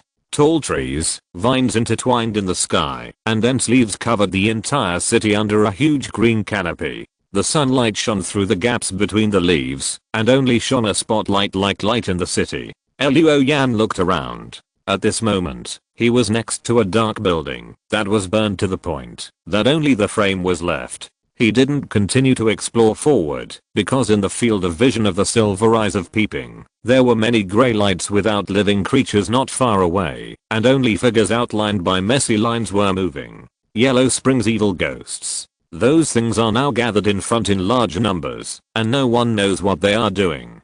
But it is obvious that they are blocking Luo Yan's way. Luo Yan looked around, then walked around a scrap jeep, got into a moss-covered bus, and looked out through the window that was not completely occupied by moss. From this angle, even if Luo Yan did not open the divine treasure, he could see that behind several crooked moss-covered buildings, there was a wall of astonishing height. It was different from the one he had seen before. This wall was tall and complete. Above the wall, at intervals, there were artillery turrets and some speaker-like devices. I don't know what they were used for. There were uniformed figures walking on the wall, and they were obviously the guards of the Chunai base. Looking at the base wall below, there were a large number of Huanquan evil ghosts. Those ghosts or ghost soldiers wandered here, and tried to climb the wall from time to time.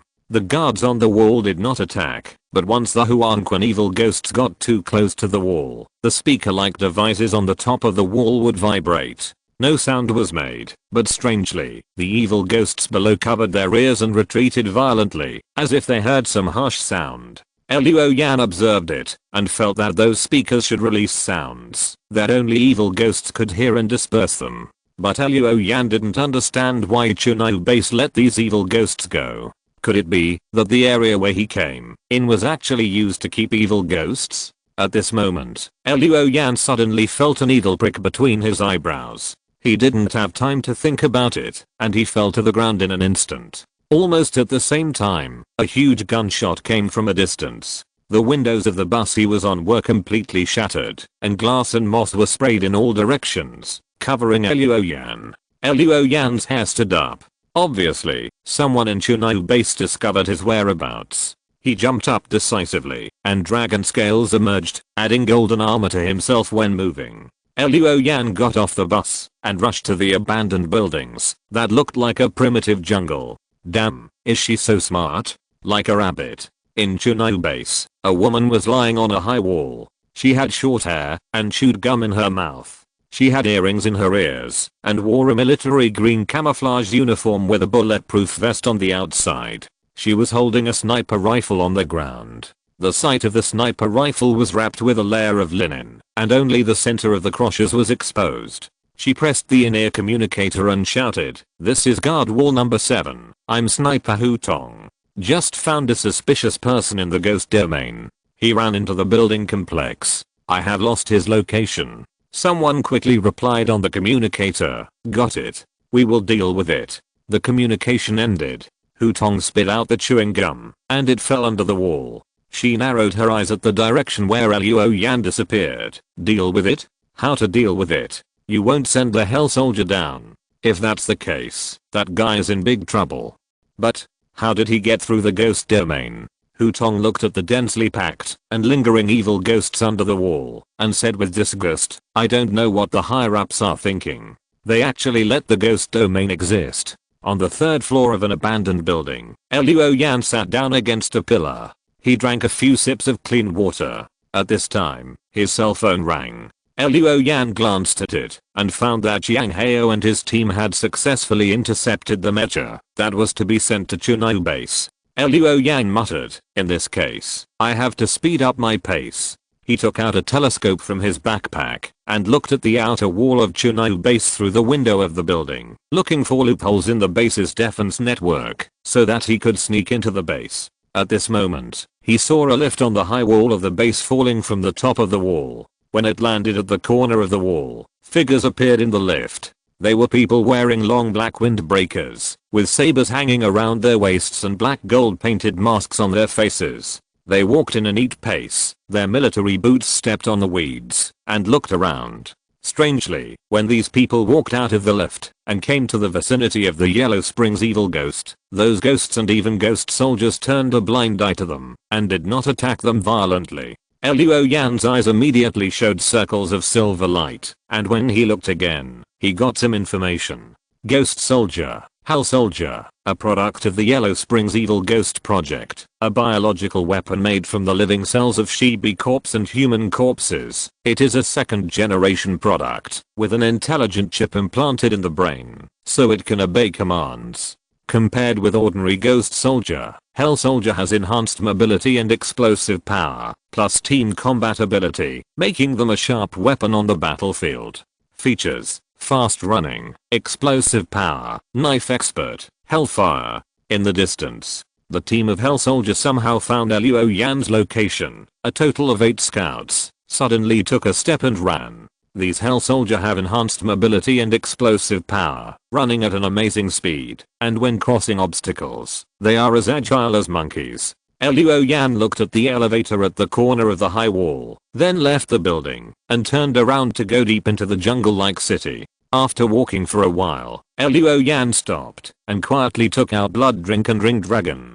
At the same time, dragon scales appeared behind his chest. When the Hell's Vanguards appeared in his field of vision, Luo Yan could feel that the dragon blood essence was slightly agitated. It seemed that the dragon blood essence was interested in these Hell's Vanguards, but his interest was far from the level when he saw the ghost generals. With a swing of his 2 swords, Luo Yan faced this team of Hell's Vanguards and did not retreat, but instead went forward. He saw these Hell's Vanguards coming down from the elevator and thought that if he wanted to sneak into the base, he would have to use the elevator. The safest way was to pretend to be these Hell's Vanguards. They all wore masks on their faces, which provided a guarantee for Luo Yan's plan. If you're listening to this novel on a channel other than Fanfic World, it means they downloaded and uploaded it without effort. We cordially invite you to visit our channel, Mundo Fanfic Novelos. There you'll find the original version of this story and you can explore many other novels of various genres.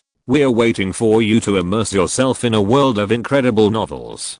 Chapter 682: Infiltrating the Base. When the Hell's Vanguards ran, they saw Luo Yan and drew their sabers from their waists, charging fearlessly. Luo Yan was neither sad nor happy, with Jiuying on the left and Huan Lang on the right, meeting this elite team. The battle between the two sides was about to break out. Luo Yan practiced the blood transformation sutra, and a blood-colored vortex appeared around him. His figure swayed, and suddenly 4 Luo Yans appeared in the field, with the same aura and appearance, and flashed in different directions. Footwork. The battle changed. The Hell's Vanguards didn't know which one was Luo Yan for a while, and they separated under instinct. 2 people in a group attacked one of the Luo Yans. Luo Yan himself was also assigned 2 vanguards, and the 2 swords danced in his hands, shaking out sword lights that filled the area in front of the 2 vanguards. The 2 vanguards were also fearless, and dark yellow flames with a sulfur smell rose on their swords. Hellfire. Suddenly, the sound of swords colliding resounded throughout the desolate ruins. The two sides passed each other in an instant. One of the two hell snipers had multiple blood arrows bursting out of his body, and his head flew into the air. The other was torn apart with his sword, and turned into a pile of broken corpses. In a blink of an eye, Luo Yan attacked and killed the two scouts, and at the same time, the flames of the hellfire also fell on his clothes. The seemingly insignificant flames, once they touched the clothes, were like falling into gasoline. With a bang, they turned into a large ball of flames. Luo Yan felt his body burning, and just as he was about to shatter the burning clothes, he saw that the fire suddenly shrank, but was absorbed by the amber light band of the dragon blood essence. Even so, the place where Luo Yan was burned just now was still red and blistered. It shows the domineering nature of this hellfire. At the same time, the amber light rolled towards the bodies of the scouts, frantically extracting the blood from them. With the experience of this fight, Luo Yan had a plan in mind when facing other scouts. The illusion of Daozu and crossing Yi had been shattered by the scouts, and the remaining 6 scouts turned around to surround and kill Luo Yan. Luo Yan took a step forward, and his 2 swords burst into brilliant light streams. Distorted and blurred blood-colored sword ki, with a momentum that spread thousands of miles, suppressed the 6 scouts. Although the hellfire on the sabers of those hell scouts was overbearing, as long as they were not contaminated by the flames that emitted the smell of sulfur, they would be fine. The mobility and explosive power of the scouts were completely useless under the fierce sword ki torrent, and they could only resist and retreat continuously. After a burst of explosions, Luo Yan put away his sword and retreated, and then swept a sword horizontally, sweeping out a sword rainbow as thin as smoke and haze, crossing these scouts. The ultimate skill, a long rainbow. All the hell scouts paused, and then the broken limbs and fragments were scattered all over the ground. But behind the scouts, a building covered with moss, with only a frame left, groaned. It was swept by the knife rainbow, and collapsed with a rumble, shaking up a large cloud of dust, which slowly rose up like clouds. Luo Yan covered his mouth and nose, found a relatively intact corpse in the smoke and dust, and then stripped off the clothes, military boots and mask of the Hell Scout. At this time, the amber light band retracted, and the Earth Dragon blood essence had already collected the blood and energy of the 8 scouts.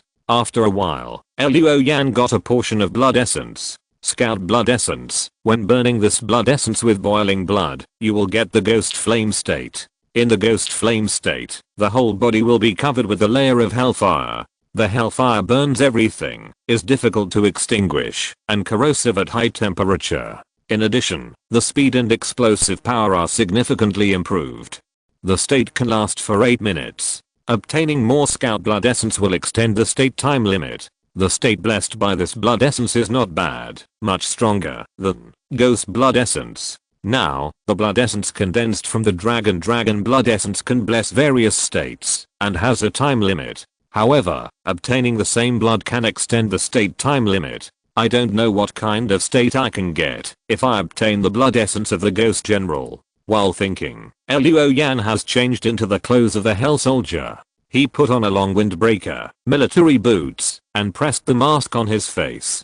Basically, there is no difference from the Hell Soldier. Luo Yan picked up a relatively intact saber, and hung it on his waist. Then he took his belongings, and walked towards the high wall of the base. When he saw the many ghosts lingering under the high wall, Luo Yan activated the Earth Dragon blood essence, and put himself into the dragon transformation posture. Whether it is the ghosts, ghost soldiers, or even those hell pioneers, they all come from the Shibi corpse. Moreover, it is only taken from the cells of the Shibi corpse, and only the ghost general extracts the Shibi corpse blood essence. But Luo Yan did get a portion of the Earth Dragon blood essence, and also devoured many mysterious things. When the Earth Dragon blood essence is activated, Luo Yan and these Yellow Springs evil ghosts can be regarded as subspecies of giant beasts. But with the Earth Dragon blood essence, Luo Yan's level is undoubtedly above them. With the breath of the Earth Dragon blood essence, Luo Yan does not believe that those ghosts and ghost soldiers dare to come to trouble him. At this moment, many dragon scales appeared on Luo Yan's body. Blood pupils appeared on his chest, evil claws grew on his hands, and sad horns emerged on his forehead. This look is more in line with the image of a Hell Vanguard.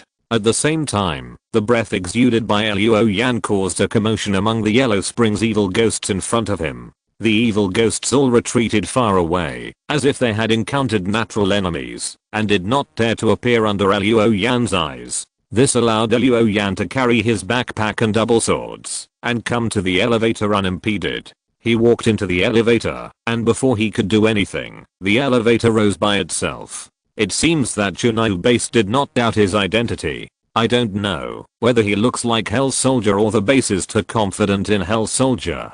But no matter what, it is always a good thing to be able to sneak into the base smoothly. After a while, the elevator stopped, and Luo Yan came to the high wall. He walked out of the elevator, and saw a hunchback walking up.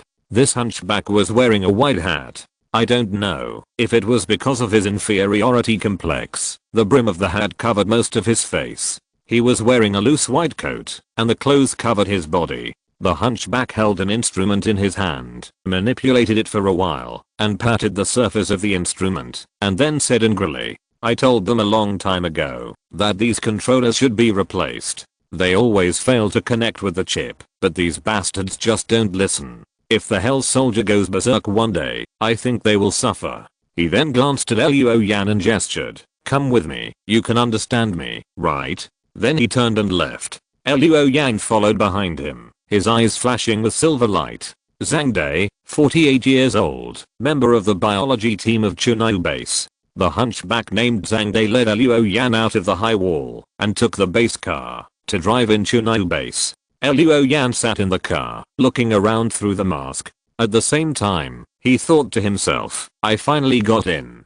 Chapter 683, only the east wind is lacked. Looking around, Luo Yan saw a convoy passing by in front of him, which forced him and Zhang Dai to stop the car they were riding in. Zhang Dai muttered, "It's a troubled time. Why did the mob hijack the mecha for no reason? Besides, where did the mob have the ability to hijack the mecha? Maybe it was planned by the Black Witch organization." Luo Yan glanced at the hunchback calmly, and an idea came to his mind. This convoy should be going to recover the mecha. Very good. Everything is going according to plan. After the convoy passed, the base car restarted and finally stopped in a parking lot.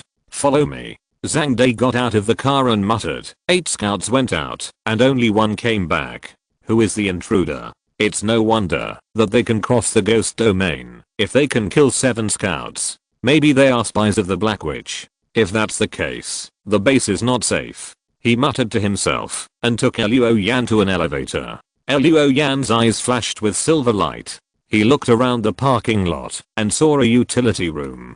With a thought, Luo Yan walked straight to the utility room. Zhang Dai's mind was not on Luo Yan at all. The hunchback didn't notice Luo Yan until he walked a distance away. He immediately shouted, "Where are you going? Come back." Luo Yan ignored him. The hunchback took out the controller and operated it on Luo Yan. The result was predictable. What a piece of shit. Zhang Dai was so angry that he threw the controller to the ground and walked towards Luo Yan, shouting as he walked, "I order you to stop. Do you hear me?" Luo Yan stopped. The hunchback was relieved and turned around and said, "Come with me quickly. I still need to check your chip data. I have a lot of things to do." Suddenly, Zhang Dai heard a bad wind behind his ears. Then the back of his head shook violently, and without any warning, he suddenly lost consciousness. I don't know how long it took.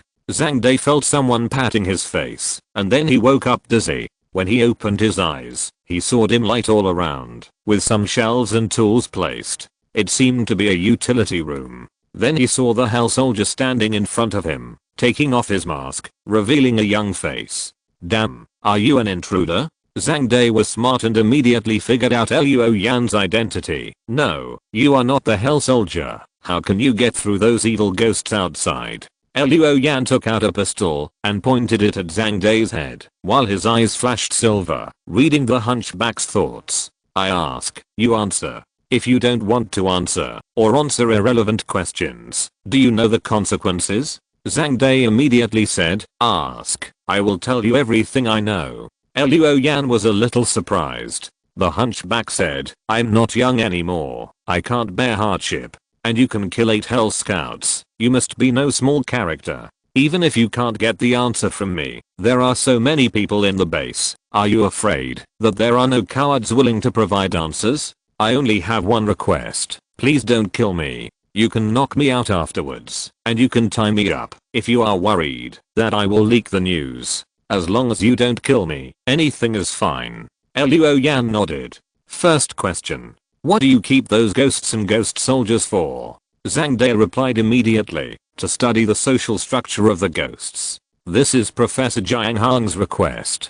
Professor Jiuying Hang is one of the main persons in charge of the Yellow Springs Evil Ghost Project. Our base used to be larger than it is now. You should have seen, when you passed through the ghost domain, that there is another wall besides here. Luo Yan raised his eyebrows. I see. Zhang Dai said, our original base included the area you came from. But a serious accident occurred after the new year, which caused the ghosts and ghost soldiers at that time to run wild. We had no choice but to shrink the scope of the base and retreat into the current area. After that, Mr. Li Guang was going to annihilate all the ghosts in that area, but was stopped by Professor Jiuying Hang. In the end, that area was retained as a site for studying the social structure of ghosts. Luo Yan did not forget to read his thoughts, and verified the two. After confirming that Zhang Dai was not lying, he continued to ask. Second question, why don't the ghosts dare to approach the high wall? Zhang Dai answered fluently. It's very simple, because the wall is equipped with a deterrence system, which is those things that look like speakers. They will release a low frequency sound wave that only the ghosts can hear, and that disgusts them. So the ghosts always want to rush up the high wall, but they have never succeeded. Luo Yan asked immediately, where do the ghosts get their materials from? Survivors.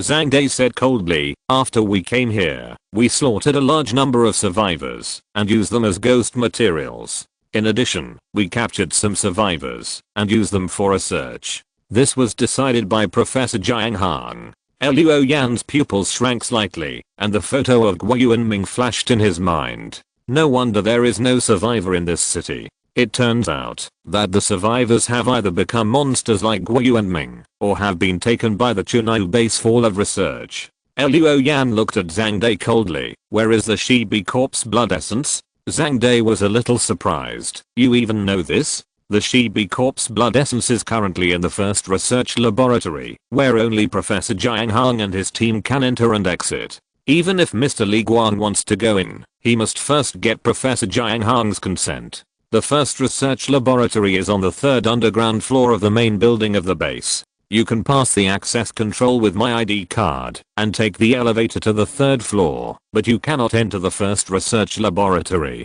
The hunchback was quite cooperative and even took the initiative to tell Luo Yan how to get to the first research laboratory. Luo Yan said, the last question, where is the base control room? On the top floor of the main building of the base. You can also take the elevator to get there. Zhang Dai said, I didn't lie, and there is no need to lie. I hope you will fulfill your promise. Luo Yan said calmly, of course I will. After that, he patted the hunchback on the head and knocked him unconscious. Then he tied Zhang Dai up, sealed his mouth with tape, and finally threw him into a cabinet. Luo Yan moved a few more shelves to cover the cabinet, and then took off the clothes of the Hell Soldier. He put on the backpack, put on Zhang Dai's white coat, and finally put on the camel's wide-brimmed hat. Luo Yan lowered his head. Basically, unless you get close to his face, you can't tell what he looks like. At this time, his mobile phone received another message. The message was sent by Guan Qi of Xing Feng. We are already in place. Everything is ready, and we only need the east wind. Chapter 684 Creating Chaos. When he came out of the utility room, Luo Yan had become a hunchback. He used his backpack to forge a hump, and with the big hat, he looked almost like Zhang Dai. Luo Yan walked towards the elevator. He planned to go to the control room. He wanted to create chaos, so that Xing Feng's people could infiltrate.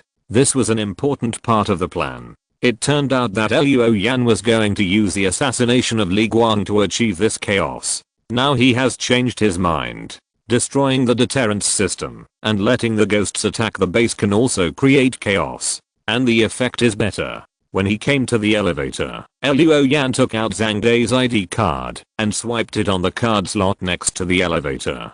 The elevator door opened. Luo Yang bent down and walked in, pressing the button for the top floor. Soon he arrived at the top floor. During this process, people entered and exited the elevator from time to time, but no one found anything unusual. People like Zhang Dai have an inferiority complex, otherwise he would not use a white hat to cover his face. Therefore, he has few friends in the base, and no one will take the initiative to talk to him.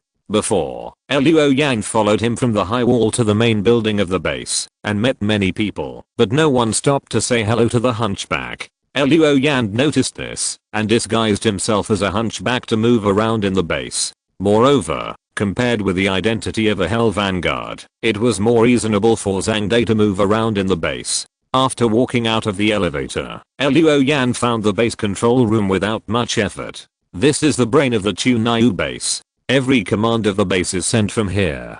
Luo Yan walked in, but did not rush to do anything. He held a tablet in his hand, pretending to look at something, but actually paying attention to the surroundings. He had a panoramic view of the entire control room, and through the conversations of the people in the control room, he roughly understood that the control panel in each area corresponded to a certain system of the base. At this time, someone found Luo Yan and walked over and said, "Zhang Dai, aren't you from the biology group? What are you doing here?" Luo Yan already knew where the workbench for controlling the deterrence system was, and he didn't care about that person and strode over. "Hey, Zhang Dai, this is not the place for you. Get out." Finally, the man's shouting attracted the attention of the supervisor in the control room. The supervisor pressed the communicator in his ear. "What's going on?" "Mr. Lu Wei, it's Zhang Dai from the biology group. The hunchback, he doesn't know what to do here, and he didn't respond when I called him." Supervisor Lu Wei searched, and soon found Luo Yan walking towards the deterrence system workbench. He frowned and was about to ask the guard to carry the hunchback out. Suddenly, the hunchback's long coat was lifted up, and from under the clothes, a distorted and blurred bloodlight broke out. In an instant, it passed over a group of workbenches over there. Suddenly, a spark of electricity exploded on the workbench, and the operator next to it jumped and retreated in fear. Lu Wei immediately shouted, "Catch him!" Since they were already in the control room, Luo Yan would not be polite. The blood drink in his hand kept slashing out knife energy, splitting the groups of workbenches around into pieces. Suddenly, the alarm sounded in the entire control room. At the same time, Sniper Hu Tong was resting at the high wall of the base. She was holding a cup and drinking water. Suddenly, she saw the signal light of the deterrence system next to her turn from green to red. She was stunned for a moment, and the cup fell to the ground. Hu Tong pressed the headset and shouted, "Which idiot turned off the deterrence system? Restart it quickly." However, there was no response in the headset, only a noisy sound, and no one knew what happened in the control room. Under the high wall, the ghosts wandering nearby attacked the high wall again. Originally thought that these ghosts would be driven back by the deterrence system, but a ghost soldier found that the ghosts did not retreat this time, but began to pounce on the high wall. However, the wall was too high. The ghosts jumped 10 meters and could not reach the top of the wall. They could only slide down the wall in vain. But this discovery cheered up the ghost soldier. The ghost soldier immediately let out a shrill howl, which echoed for a long time in the sky above the ghost domain. Deep in the ghost domain, a figure suddenly rushed out of a building with only a frame left. Jiuying Ming. The tentacle-like arms behind this ghost general grabbed the outer wall and fixed Jiuying Ming's body on the vertical wall. Jiuying Ming's eyes flashed deep red. Seeing the ghost trying to jump onto the wall, he opened his mouth, showing his fangs, and roared. Hearing the roar coming from the city, the ghost soldiers all let out short but rhythmic howls. In a blink of an eye, the ghosts who were originally jumping up like grasshoppers began to jump onto the shoulders of their own kind like a pile of assets. A mountain of people immediately appeared on the corner of the wall, and the peak of this mountain of people was spreading rapidly towards the top of the high wall. Hu Tong looked down, and couldn't help shouting, "I'll go." Then she shouted, "Shoot! Quick, shoot the ghost down." The high wall immediately became shadowy, and the base guards came nearby with a nervous look, leaned out, and picked up the machine gun to shoot at the mountain of people below. Bullets rained down on the ghosts one by one, causing the ghosts at the top to burst into blood. Ghosts kept falling down, but some of them jumped over the wall and landed on the wall. As soon as these ghosts landed on the wall, they started killing. They were so powerful that it was no problem for them to tear off limbs with their bare hands. Soon, guards were lifted up by ghosts and dismembered, with blood and flesh flying everywhere. The scene was extremely tragic. Hutong cursed while finding a shooting position and sniping the ghosts one by one. Her marksmanship was very good, and every time she fired a shot, a ghost's head would explode. Even so, it was still a drop in the bucket. As more and more ghosts jumped onto the wall, this section of the wall could be lost at any time. It was raining cats and dogs. Hutong saw that things were hopeless and was about to retreat when she felt a sudden pain in her ankle. She looked back and found that a ghost had grabbed her foot. "No, let me go." Hutong quickly pulled out a pistol and turned back to shoot. The ghost fell off the high wall, but he also pulled her down. "No." A shrill cry rang out. Hutong fell from the wall that was dozens of meters high and died on the spot. She opened her eyes wide, and in her pupils, that had not yet completely blurred, the figure of Jiuying was reflected. Jiuying stepped on Hutong's head and exploded it, then jumped up, and the 7 limbed arms behind him alternately grabbed the wall, so that this ghost general came to the top of the wall without much effort. On the top of the wall, a large number of ghosts had already climbed up, and under the command of the ghost soldiers, they rushed over the wall and fell into the Chunyu base like a dirty black water. Jiuying looked at the main building of the base in the distance, roared, and then jumped off the high wall and fell into the base. Chapter 685 Emergency Evacuation. What happened? In the passage of the main building of the base, a group of people strode into the control room. The leader was a tall man, nearly 2 meters tall, with a strong body like a brown bear. He looked around with thick eyebrows and a sense of majesty between his eyebrows. Li Guang, a member of Huangquan, Yanrang's confidant, and the person in charge of Chunyu base. Lu Wei, the supervisor of the control room, came running over with a dejected look on his face to report someone sneaked in, disguised as Zhang Dai from the biology group, and wreaked havoc on the control room, causing damage to many workbenches and malfunctions. The most serious of these is the deterrence system, which is completely destroyed and cannot be repaired. Now, the demons have broken through our defense system from the number 7 guard wall and entered the base. Li Guang's eyes almost popped out, and he reached out and picked up Lu Wei like a child. "Why did someone sneak in? Can you take responsibility for such a serious mistake?" Lu Wei hurriedly said. "At first, we found a stranger wandering around the number 7 guard wall, and we thought it was just an adventurer who broke in unintentionally. I have sent a team of Hell's Vanguard to hunt him, but I didn't expect him to waste." Li Guang threw Lu Wei aside and shouted, "Then tell me, where is the invader now?" Lu Wei got up and said, "He fled after destroying the control room, and I have asked the guards to chase him." At this point, Lu Wei paused and did not continue. "Just think about it, the invaders can even kill the Hell Soldier. A mere guard will only end up eating dust if he chases such a strong man. Even if he can catch up, it is probably because he did it on purpose." Li Guang was about to say something when suddenly, a fireball suddenly rose from the communication base station in the distance outside the control room, and the firelight made Li Guang's square face glow red. Then the shockwave spread, and the window of the control room shook violently, and then the shattered glass sprayed in all at once, causing everyone in the control room to scream. The control room was clearly shaken, and everyone was shaken to the ground. Only Li Guang stood like an iron tower. The man's face was extremely bad. Lu Wei stood up with the help of a control panel next to him, looking outside in astonishment.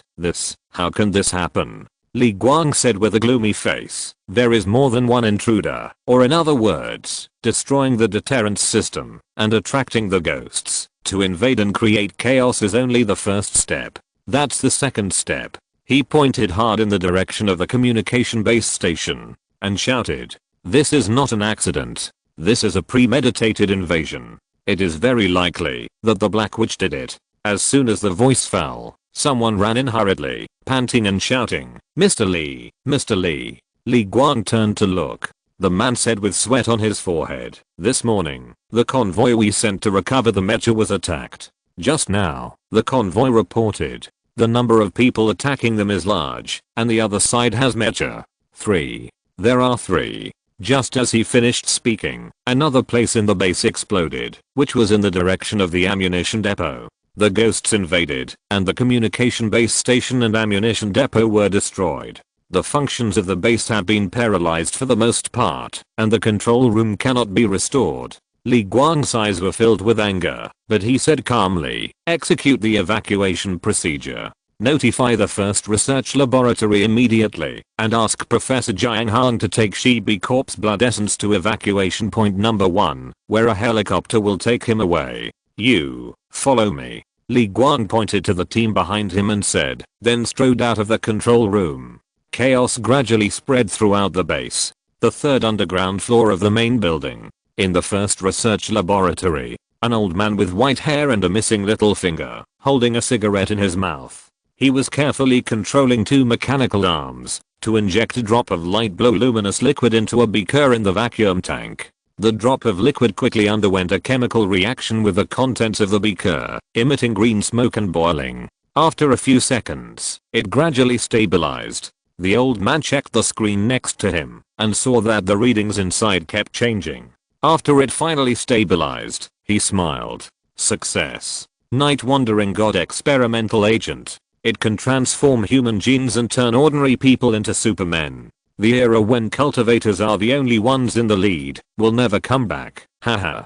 The old man's eyes glowed, and he enthusiastically held the blue liquid in the beaker. The mechanical arm was completing the next finishing work under the control of the computer and saving the cup of Night Wandering God experimental agent. At this time, an indifferent voice sounded, Professor Jiuying Han, I just received an order from Mr. Lee. The base has initiated an evacuation order. Mr. Lee hopes that you will take the Shibi Corp's blood essence and rush to the number 1 evacuation point as soon as possible. There is a helicopter waiting for you there. The old man turned around, and his eyes fell on a young woman. Black stockings, long black leather boots, black leather skirt. The woman with a good figure, pale skin, without a trace of blood. The woman who looked beautiful just had a black curved horn on her forehead, and her eyes were flashing deep red, like an evil ghost. Evacuate. What happened? It's just a time like this. The old man looked reluctant. At this time, the Night Wandering God prototype had been preserved. An injection was placed in a silver white suitcase and placed together with a gun-shaped syringe. The old man picked up the suitcase and heard the woman behind him report in an emotionless voice. The control room was destroyed, the deterrence system was damaged, and a large number of ghosts broke through the number 7 guard wall. In addition, the communication base station and the ammunition depot exploded, and it is suspected that a large army is attacking. Listening to the report, the old man stopped his work. The ghosts came in, and Nak Wu and Ming may appear.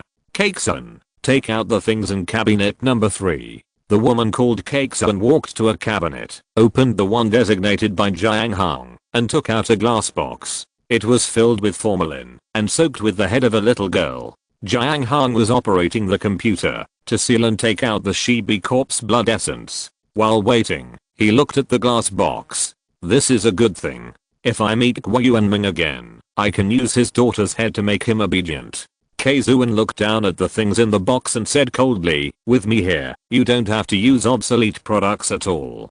Jiuying Han laughed and said, of course you are my proudest work, but Guo Yuanming is the first ghost general. Without him, there would be no you. I'm more nostalgic. If I have the chance, I still want to study him. I really want to know what made him retain his consciousness and memories after his death. Maybe I can solve the mystery of immortality through him. Chapter 686, Penetrating the Hung. Wearing a hell sniper mask, Luo Yan sat in a corner and put down his phone. He just received a message from Jiuying Feng that Guan Qi's men had sneaked into the base while it was in chaos and successfully blew up the base's communication base station and ammunition depot. In addition, the team sent by Chunyu base to recover the mecha was attacked by Guan Peng and Yang Heo. They have eliminated that team and are now heading to Chunyu base as planned. However, the person in charge of Chunyu base was straightforward and immediately issued an order to evacuate. Now, the entire base is evacuating in a hurry. Luo Yan thought again and again between Li Guang and Shibi Corp's blood essence. In the end, he chose Shibi corpse blood essence. Therefore, at this time, he was on the 3rd floor underground, near the gate of the first research room. Assaulting Li Guang would undoubtedly record a contribution to Black Witch. However, Shibi corpse blood essence can more intuitively improve his strength. Compared with the contribution of Black Witch, Luo Yan is more inclined to improve his own strength. At this moment, many people were coming and going in the passage, and everyone was in a hurry. Although they found Luo Yan, they did not stop for a moment. Luo Yan was not interested in these people. Circles of silver light appeared in his eyes. He saw a group of people in the laboratory walking towards the gate. The group consisted of 8 Hell's Vanguards, an old man, and a woman. The old man was carrying a suitcase, and the woman next to him was carrying a square box. Under the peeping silver eyes, their identities were not a secret to Luo Yan. Jiuying Hong, 61 years old, a member of the Zan class of the Huanquan organization, and one of the main persons in charge of the Huanquan Evil Ghost Project. Ghost General, Zuan, a product of the Huanquan Evil Ghost Project, a biological weapon made from the blood and sperm extract of Shibi corpse and human corpses, with the wisdom and memory of the previous life, and the ability to command ghosts and ghost soldiers. Features: fast running, steel skin, regeneration, ghost way, Guangxi. Luo Yan narrowed his eyes slightly. Another ghost general. Standing up, Luo Yan exhaled softly in the mask. Blood drinker, ring dragon, 2 swords in hand. Standing in front of the door of the first research room. The door slowly opened at this time. Under the clothes, dragon scales emerged. In a blink of an eye, covering the whole body. A blood pupil floated on the chest, and a curved horn appeared between the eyebrows. Transformation into a dragon posture. The door was fully opened. Jiuying Han didn't know what to say to Zuan, and suddenly saw a figure standing outside the door, wearing a Hell Soldier mask, holding 2 swords, and a curved horn on the forehead. Still a product of the Ghost Man series. Next to him, Zuan, who had always been indifferent, suddenly tensed up, and said in a voice that was almost screaming, "He is a ghost general.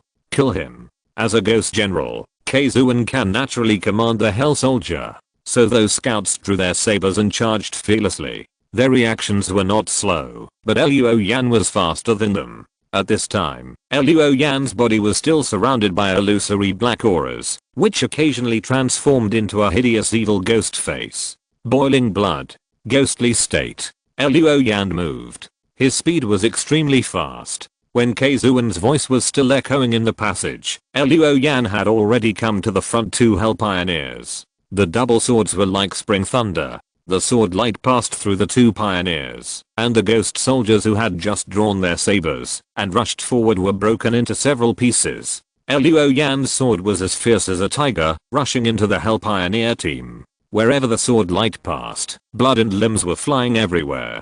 Flesh was torn, bones were separated, and blood mist filled the sky. In a breath of time, the 8 Hell Pioneers did not make a single move, and they did not even have time to ignite the hellfire. They were killed by Luo Yan. But Luo Yan slid a few steps in the blood plasma and mincemeat, pointed the blood drink forward, and the blade trembled slightly. Behind him were the bodies of the pioneers whose bodies were scattered and falling. But Jiuying Han and Zuan were no longer at the scene. When Luo Yan rushed over, the ghost general Zuan carried Jiuying Han and ran away. This ghost general has the characteristic of running fast, and his speed is not much different from Luo Yan, who has turned on the ghost state. Luo Yan didn't spend much effort to kill this group of Hell's Pioneers, but it was enough for Zuan to run far away. The amber light swept over the bodies of these pioneers, and after absorbing enough blood and energy, it shrank into Luo Yan's body. Luo Yan maintained the ghost state, stepped forward, his figure was like lightning, and ran like the wind in the underground passage. "I can't do it. I can't breathe. Put me down quickly." At one end of the passage, Jiuying Han panted. Zuan could only put the old man down, and then handed the container with the little girl's head in her hand to Jiuying Han. "Professor Jiuying Han, you go first. I will stop him." Jiuying Han was not polite, took the container, turned around and left. At this time, the sound of wind and thunder rang in the passage. Luo Yan, covered in blood, rushed forward with a murderous aura.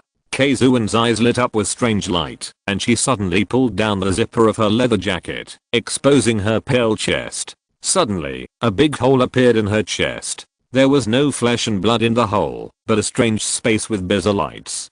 Keizuen reached into the hole in her chest and pulled out a black Gatling gun. The next second, the blue flames flooded the passage, and dense and powerful metal bullets bombarded Luo Yan frantically. Ghost Road, Guanzhiyang. Shanhaijing Overseas Southern Classic says, Guanzhiyang country is to the east, and its people have a hole in their chest. Asterisk asterisk asterisk after a large number of ghosts and ghost soldiers poured in from the number 7 guard wall, they swept across the Chunyu base like a black tide. These Huanquan evil ghosts attacked the people in the base fiercely and cruelly. Those mindless ghosts were like bloodthirsty beasts. As long as they were caught by them, they would bite and tear them apart. Often a group of ghosts would rush forward, and those caught would end up being eaten by the ghosts. The base was full of blood and broken limbs, like a hell of Shura. At the base, the armed personnel temporarily stopped the black tide with powerful firepower, especially after a mecha came out of the parking warehouse. The ghost's momentum was suppressed. But these were not very effective for the ghost general Kuo Yuanming. The 7-limbed wrist allowed Kuo Yuanming to move in almost any environment, and Kuo Yuanming seemed to be very familiar with the environment of the base. At this time, he had already come to the underground space of the main building. Just as he was looking for something, an old man ran out of a passage panting. Kuo Yuanming's eyes suddenly glowed red, and he walked towards the old man step by step. The old man was Jiuying Han. After he separated from Keizuen, he ran towards the exit. Suddenly, he saw a figure blocking the road in front of him, and there were 7 arms like tentacles dancing behind him. Jiuying Han was not surprised but delighted, and laughed. Kuo Yuanming, you are here after all. Do you still remember me? Chapter 687, 1 kill every 10 steps. Kuo Yuanming's eyes were bloodshot, and he roared. Several tentacle-like arms behind him grabbed Jiuying Han. It was obvious that they wanted to cut Jiuying Han into pieces. The suitcase was placed on the ground, and Jiuying Han suddenly raised the container in his hand. Look what this is. Kuo Yuanming's red vision suddenly reflected a chubby and tender face. He was shocked. Pictures flashed through his mind. Dad, look, this is a grass ring I made myself. Isn't it beautiful? Dad, you must be exhausted. Let Xiaozhen massage your back, so that you won't be tired. Dad, you eat it. Xiaozhen is not hungry. If you can't finish it, just give it to me. Dad, I miss my mother. You said that my mother is watching us in the sky, so why doesn't she come to find us? Is it because Xiaozhen is not obedient? Dad, I'm scared. Those bad guys are here again. Dad. A tear welled up in Kuo Yuanming's eyes. The tentacles that grabbed Jiuying Han stopped a few centimeters away from the old man. Kuo Yuanming looked at the head in the container and choked up. He could barely be heard calling out Xiaozhen. He reached out his hand, trying to take back the container. Don't come over here. Jiuying Han tapped a place on the top of the container. See, there's a button here. I just need to press it, and boom, the container will explode. The formalin inside will be lost, and then your beloved daughter will quickly rot, and in the end you will only have a skeleton. Kuo Yuanming was shocked, not daring to imagine that scene. He shook his head, gradually backed away, and finally roared like a beast towards the sky. That's right, that's it. Jiuying Han laughed and said, now you understand. You can't get rid of me. If you want to get your daughter's head back, you have to listen to me. If you understand, kneel down. Kuo Yuanming looked at the container, roared at Jiuying Han, and then knelt down little by little. Jiuying Han nodded with satisfaction, then held the container, and picked up the suitcase on the ground. Now, escort me to the evacuation point. Leave here with me. At this moment, the wall of the passage suddenly arched up, and then a violent explosion shattered the wall, and a large ball of flames gushed out from the gap in the wall. A figure flashed in the flames, but it was Keizuen with messy hair and damaged clothes. This ghost general was holding a Gatling machine gun in his hand. She looked at the gap in the wall, then set up the machine gun, and fired a deadly stream of metal bullets. A figure rushed out from the gap in the wall. The figure was agile and very fast. Although Keizuen's Gatling machine gun swept out a swaying blue fire whip, it did not touch the figure at all, but only exploded balls of flames around him. Luoyan. With the blessing of the ghostly state, plus the alternating use of the footwork dragonfly touching the water and the stars are shifting, Kaizuen's attack did not hit him at all. Jiuying Han was stunned. He knew Kaizuen's strength best. Kaizuen, the ghost general, had a special ability, Guanxiang. This ability allowed her to store a large amount of hot weapons in the bottomless pit in her chest. She could use it when needed. It could be said that Kaizuen, who had this ability, was a walking ammunition depot. She could fight an army alone. But now, she was forced to lose to an invader. He didn't know that it was amazing that Kaizuen could hold on until now, after activating the dragon transformation posture and using the ghostly state to chase Luoyan. If this ghost general didn't have the speed running feature and used various hot weapons to fight Luoyan at a distance, Luoyan would have killed him long ago. But now, Luoyan used dragonfly touching water once, cutting him from the right side of Kaizuen, and Ring Dragon raised a white streak, smashing the hot barrel of the Gatling gun into pieces. Then Blood Drink was raised, outlining a large black moon, rolling towards Kaizuen. Kaizuen was just trying to distance herself from him, but the black moon gave off a strange suction force, causing her to be thrown towards the moon involuntarily. Combat skill, Crescent Moon breaking clouds. Full moon. In the dragon transformation posture, Yuanli cannot be used. But combat skills, footwork, and unique skills can still be used. It's just that before, Yuanli was consumed, but now it consumes blood and ki. With blood and ki as fuel, the combat skills used are very different from before, and even the effects have changed. After the black moon sucked Kaizuen in, fine silver-white cracks appeared on the surface of the moonlight. Then, like a mirror falling to the ground, the black moon shattered, and Kaizuen flew out of the big moon, with cracks all over her body, like a broken ceramic doll. This ghost general hit the wall, groaned, and blood arrows spurted out from the cracks. The cracks suddenly split open, and blood splashed, as if he was seriously injured and dying. But at this time, the wounds on Kaizuen's body healed at a very fast speed.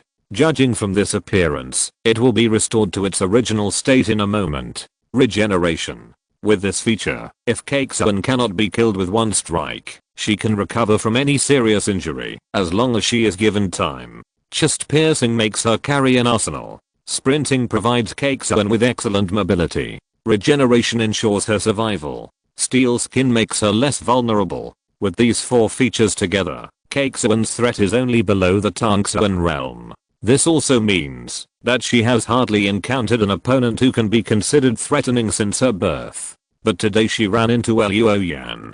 Not upset that Kaizuen was only injured but not killed, Luoyan used dragonfly touching the water and silently crashed into Kaizuen. The distance between the two kept shrinking. 10 steps, 6 steps, 3 steps. At this moment, Kaizuen instinctively felt the extreme danger. This terrifying sense of crisis made her almost scream and run away, not daring to face Luoyan at this moment. In her eyes, Luoyan's figure had become blurred, and from the outline of that human figure, a surging black wave rushed into the sky. The surging black tide was pure and extreme fierceness, hostility, and murderous intent. The world in Kaizuen's eyes lost its color. She wanted to move, but she couldn't. She could only watch the ring dragon in Luoyan's hand, first disappearing into the black waves, and then breaking out of the black tide. Slowly chopped down. The next second, the ghost horn on Kaizuen's forehead was broken, and sticky blood gushed out from her face, chest, and abdomen. Large waves of blood splashed on the ground, walls, and rocks in the passage. Kaizuen's body was shaking, and she looked at Jiuying Han with difficulty. She stretched out her hand, and opened her mouth with blood gushing out. "Save me." She only had time to say 2 words, and Kaizuen's head flew up. Her body was torn and broken, and scattered into pieces on the ground. Even if she had the regeneration feature, she couldn't be reborn under such circumstances. Kill one person every 10 steps, and leave no trace in 1,000 miles. Kill one every 10 steps. Chapter 688 Night Wandering God. Pa. The briefcase in Jiuying Han's hand fell to the ground. The old man was so shocked that his jaw almost dropped. Since the creation of Kaizuen, Jiuying Han's status in Huangquan has soared. Even Venom Yinrong, who is in charge of the infiltration of the northern border, has to politely call him professor when he sees him. The reason is simple. Jiuying is very powerful. High defense, high mobility, and regeneration. Plus the chest penetration feature allows her to carry a large number of hot weapons. One Jiuying is equivalent to an army. If it can be mass produced like Hell's Vanguard, Huang Quan organization will have a say in the entire northern surface. But now, how much time has passed since Jiuying intercepted it, and it was chopped into pieces like this? Jiang Hang was shocked. When Luo Yan looked over while absorbing the blood of Jiuying, Jiang Hang's body shook, his mind was spinning rapidly, and the old man then shouted, Jiuying, kill him. Luo Yan then realized that Jiuying was beside him, and this ghost general walked out of the shadows. There was no expression on his face, but his eyes rolled and looked at the container in Jiang Hang's hand. The 7-limbed wrist behind him squirmed. Luo Yan also looked at the container and saw a little girl's head floating in it. He immediately understood, and a trace of murderous intent flashed in his eyes. At this time, Jiang Hang still held the container in one hand and opened the suitcase with the other hand. He took out the gun-shaped syringe containing the Night Wandering God experimental agent from it and stabbed it into his thigh. When the suitcase was opened, Luo Yan suddenly heard a roar of a lizard dragon in his mind. He then saw a cylindrical container in the suitcase, which was filled with a viscous liquid, which was generally grey-blue, and flashed with golden light from time to time. Shibi corpse blood essence. At this time, an evil wind hit behind his head. Luo Yan dodged, and a tentacle passed by Jiuying's body. Snap. The syringe fell to the ground, and Jiang Hang's eyeballs suddenly shrank to the size of rice grains, like an evil ghost. The old man screamed in pain, and stepped back repeatedly. Luo Yan's figure flashed, and suddenly came behind Jiang Hang. Blood mist spurted. Jiang Hang's arm holding the container fell down. The old man screamed and looked at Luo Yan with resentment. Luo Yan ignored it, turned around, and lightly kicked the container. The container immediately flew towards Jiuying. Jiuying's eyes were red, and several tentacles gently wrapped around the container and carefully brought it to his eyes. He stretched out his hand, placed it on the surface of the container, and gently rubbed it, as if he was stroking his daughter's face through the container. Then he heard Luo Yan say calmly, "He is yours." Jiuying looked up, and saw that Jiang Hang was thrown over by Luo Yan, and fell at his feet. Jiuying's eyes flashed with resentment. Several tentacles carefully placed the container far away. Then 3 or 4 tentacles coiled around Jiang Hang like a python. Die. Jiuying let out a vague and hoarse roar. The tentacles quickly coiled around the old man's body, including his head. Then the tentacles exerted force, trying to strangle Jiang Hang. On the other side, a large amount of amber light bands emanated from Luo Yan's body. They intertwined together and turned into the phantom of a lizard dragon. Now this lizard dragon has 2 large horns on its head with lush branches, like deer antlers. In the middle of the big head, a blood-colored demon pupil appeared, and the claws on the limbs emitted a dim yellow light. The body has been stretched a lot. Although it still looks like a lizard dragon, it has fewer lizard features and more dragon appearance. As soon as the shadow of the lizard dragon appeared, it opened its mouth and bit towards the Shibi corpse blood essence. The grey-blue liquid in the cylindrical container immediately boiled up and turned into a breath of golden light in grey-blue, which merged into the shadow of the lizard dragon. The lizard dragon began to devour the Shibi corpse blood essence, but at this moment, Jiuying's tentacles quickly turned into a frosty color, and a thin layer of ice formed on the surface in an instant. The activity of the tentacles was greatly reduced, and the movement also stopped. Then it suddenly stretched out, and a group of black shadows shot out from the tentacles, and climbed on the ceiling of the underground base. Luo Yan also looked up. There was an evil ghost attached to the ceiling. The long white hair was fluffy and scattered, revealing a hideous face under the white hair, and the outline of Jiang Hang's facial features could still be vaguely seen. But at this time, the old man's eyes turned orange, and the middle point was as black as ink. 2 black curved horns grew on his forehead, and there were red demon governance patterns on them. Night Wanderer, unfinished, the product of the Yellow Springs Evil Ghost Project, using Shibi corpse blood essence extract as a medium, fundamentally rewrites human genes, allowing them to gain powerful powers like ghosts and gods, but because the drug is not yet perfect, the effect is not stable. Features: fast running, great strength, night vision, ghost path, Yinzu. Luo Yan narrowed his eyes slightly. Jiuying, you actually developed this kind of gene drug. Moreover, he even tested the drug on himself. What a crazy old man.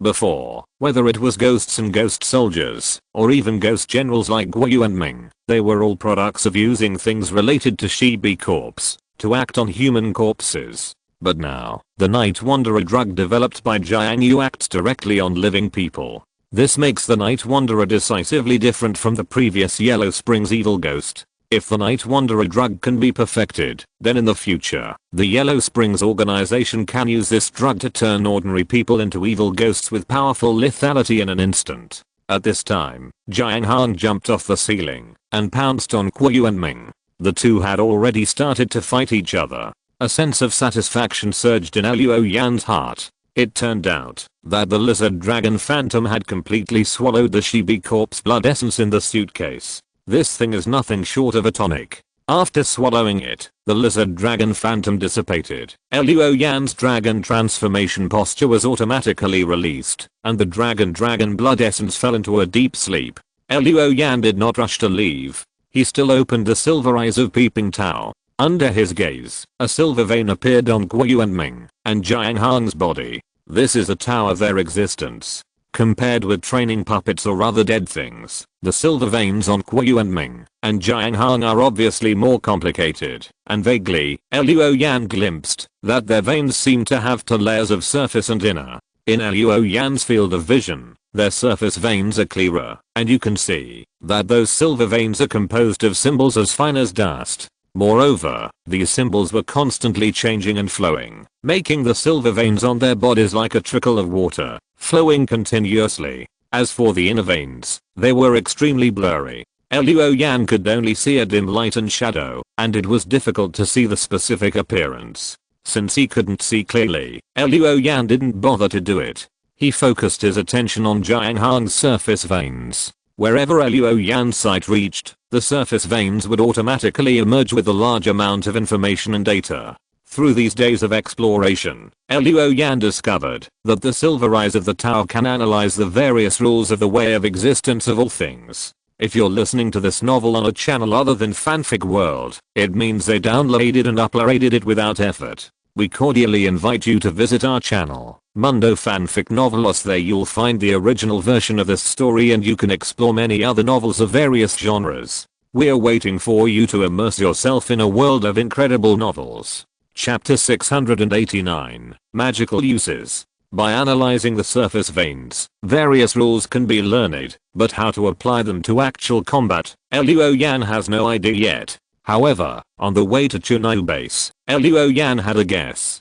Or, this ability can be combined with the Prophet Light body. Inspired by his teacher Banji in Qingyang City, Luo Yan explored the use of Shenzhang from a deeper level. Thus, he created the usage of the Prophet Light body calculation model, but at that time, his Shenzhang could obtain limited information. In particular, the higher the object of cultivation, the less information can be obtained. This led to serious defects in the Prophet Light body calculation model. Now his Shenzhang has transformed into peeping silver eyes. If the analyzed data information and even various rules are combined with the Prophet Light body, will this calculation model be improved? He has this idea. But after coming to Chunyu base, he has never had the opportunity to practice. Now it is rare to get his hands out, so naturally he does not want to miss the opportunity. At this moment, Luo Yan turned on the Prophet calculation model, and the object of calculation was Jiuying Han. He then threw all the information rules analyzed from Jiuying Han into the Prophet Light body. The light body changed immediately. The previous Prophet Light body only had a rough outline of the target. Now, as soon as Jiuying Han's information was injected, various details emerged in the light body. After a while, the light body had become exactly like Jiuying Han. White hair, double horns on the forehead, and a hideous face. In addition to the details, the surface of the body of this Prophet Light body was also covered with a layer of silver veins. Then, the light body model deduced Jiuying Han's behavior. So in Luo Yan's eyes, Jiuying Han's light body model kept making various movements. After that, every action and every detail made by Jiuying Han's body was consistent with the measurement model.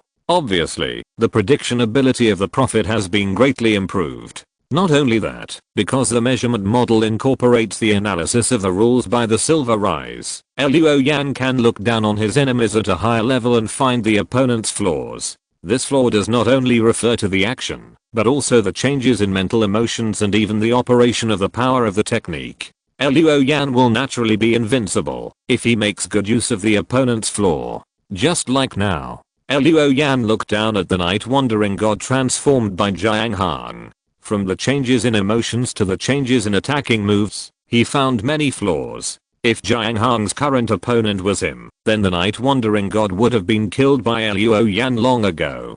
There are so many flaws, which may also be related to the fact that Jiuying Han was originally an ordinary person. If he was facing a cultivator in the advanced realm or even the Tangsuan realm, there might not be so many flaws. However, through this practice, Luo Yan can basically be sure that the surface veins he observed with the peeping silver eyes represent the target's thoughts and will. Behavior rules are the reflection of thoughts and will. Only when the peeping silver eyes analyzes the target's thoughts and will can the prophet light body accurately calculate the opponent's behavior rules and then let Luo Yan find the target's flaws at a higher level. After understanding this, Luo Yan exhaled a long breath. After the transformation of Shenzang, he had only discovered the true purpose of the silver eyes of peeping until now. Of course, he knew that this was not all. When he could see clearly and analyze the inner veins, he could be considered to have found the full purpose of the silver eyes of peeping.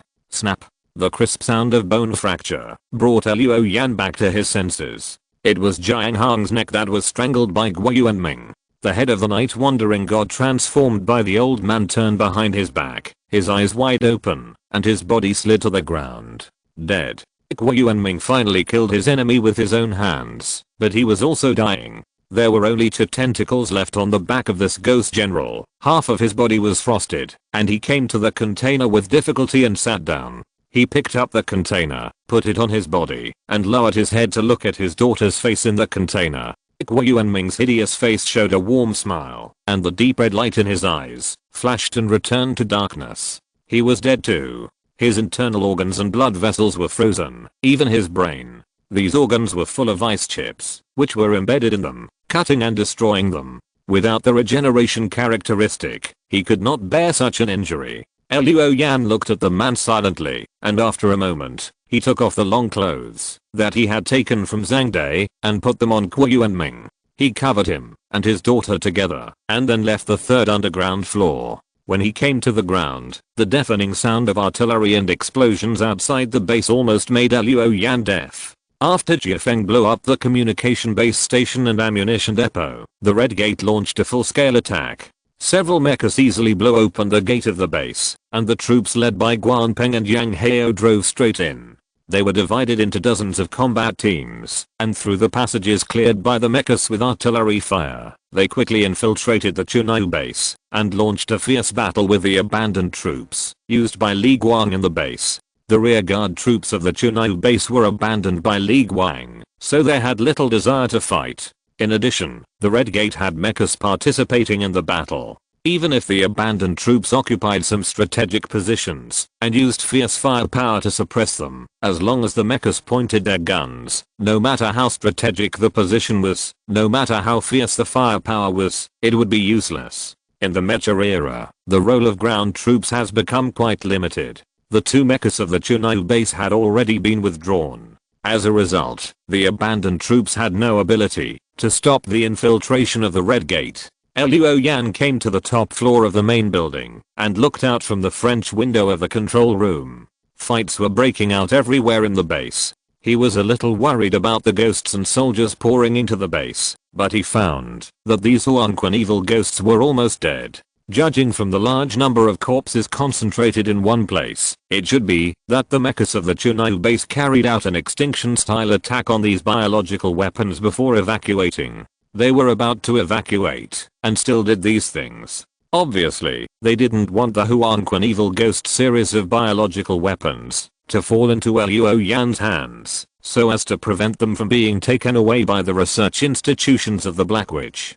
Gunshots, explosions, and shouts came one after another. The battle lasted for more than an hour before it was declared over. The Red Gate successfully captured the Chunyu base, and the entire base was filled with smoke and flames. But because Li Guang and the two mechs withdrew, it was not a complete victory. However, Luo Yan captured the Shibi corpse blood essence and developed the use of the peeping silver rise, so he gained a lot. In particular, Yang Heo and his team intercepted a mecha, and a mecha was enough to greatly improve Luo Yan's strength. Therefore, after taking down the Chunyu base, Luo Yan still gained a lot. Chapter 690 A message. The battle was over. In Guangling Old City, organizations such as the Dark Blood were clearing the battlefield with their own personnel. The Red Gate was busy counting their own casualties and checking the current situation of the Chunyu base. Luo Yan took advantage of this time to have the bodies of Kuo and Ming and his daughter taken to the area outside the base known as the Ghost Area and buried them in a relatively clean environment. In the battle of the base, Huangquan suffered heavy losses and many people died. Only a small number of people, including Li Guang, escaped. The helicopter that was supposed to pick up Jiuying Hang missed the best evacuation time because Jiuying Hang was killed by Guo and Ming, and the helicopter and the people were detained by the Red Gate. In addition, the luckiest person was Zhang Dai, the hunchback who was stuffed in the utility room by Luo Yan. Luo Yan had someone find him out. Zhang Dai was very good at judging the situation. Seeing that the base had been controlled by Luo Yan, he immediately changed sides without any psychological burden. Although he is not good looking, he is a leader of the biology team and has assisted Jiuying Hang in researching the Yellow Spring Evil Ghost project. He has participated in the research of Hell's Vanguard and Ghost General Kakesun. Knowing a lot of inside information, Luo Yan kept him after repeated consideration. Soon, a not very detailed report came to Luo Yan. In this battle, the losses of Red Gate were not serious, thanks to Luo Yan's creation of chaos and Jiufeng's paralysis of the communication base station. At the beginning of the battle, Chunyu base lost its advantage. Otherwise, Luo Yan would not have had it so easy. As for Chunyu base, the communication base station was destroyed, the ammunition depot was gone, and the control room was damaged. But apart from that, the losses in other places were not too great. Only the defense system of the number 7 wall of the base was destroyed by the Yellow Spring Evil Ghost, and various artillery positions and weapons in other places remained basically intact. The power station, water supply system, material warehouse, soldiers' dormitory, parking lot, mecha parking warehouse and the main building of the base are well equipped and have not been affected by the war. In particular, the biological research laboratory on the 3rd floor underground of the main building was completely preserved, and the value of some of the instruments there even exceeded that of the main building itself. Looking at the information in the report, if Chunyu base was not close to the forbidden area, Luo Yan would have wanted to move his surface forces from the Coyote camp to Chunyu base. However, the absence of a forbidden area nearby means that Chunyu base has no revenue channel. For a base like this, unless there is support from a large organization, like Huangquan or Black Witch, it is difficult for an individual to maintain the income and expenditure of such a surface base. After mastering these situations, Luo Yan took out the mobile phone that was in direct contact with Yukiashu and reported the situation here. Of course, he concealed the matter of Shibi corpse blood essence. Asterisk asterisk asterisk in a messy but spacious room, the fire outside the window was blazing, and explosions were heard from time to time. Every time the wind blew in, the papers on the ground would flutter. Yukiashu stood in front of a table with a map on the table and small black flags inserted into the map. At this time, her cell phone rang. Yukiashu glanced at it, smiled slightly, and then inserted another small black flag on the Chunyu base. "Did you succeed?"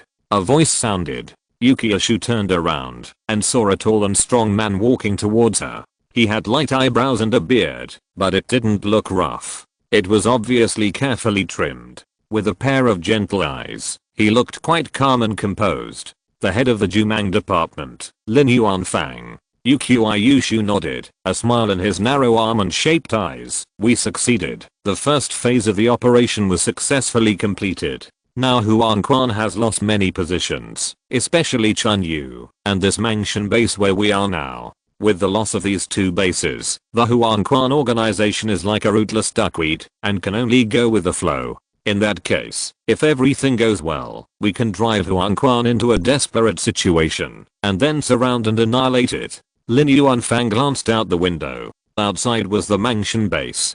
The entire base was almost engulfed in fire, with smoke everywhere. It was obvious that it had just suffered a severe blow. Captain Yu is really a woman who is as capable as any man. Although for some reason the news leaked, resulting in a failure. But you were able to turn the situation around in such a short time. Lin has nothing but admiration for you. Yushu shook her head with a smile. Minister Lin, please don't make fun of a little girl like me. How could my little tricks catch the eye of Minister Lin? Lin Yuanfang laughed and said, Captain Yu, you don't have to be modest. After you expel Huangquan, Lin will definitely recommend you to become the minister of the Zuanming department. He paused, then hesitated. However, I just got a piece of news today, and I don't know whether I should tell Captain Yu. Yukiishu raised his eyebrows. Oh, what news? Lin Yuanfang coughed and said, Minister Yu also knows that our Jumang tribe cooperated with you to sweep several territories of Huangquan high-level officials. Just yesterday, we conquered the territory of a member of the Huangquan Zan class. It was found that the person seemed to have contacts with one of your captains. Plus, your gathering location was leaked recently, and I'm wondering if there is a connection between these two things. Yukiishu's smile gradually faded. Is there such a thing? Minister Lin, I would like to hear the details. Lin Yuanfang took out his mobile phone and said, let Captain Yu take a look in person. After that, he opened some pictures and handed the phone to Yukiishu. Yukiishu took it and looked at it. In the first picture, there was a man with a neutral appearance. Then he swiped to the second picture, which was a surface camp.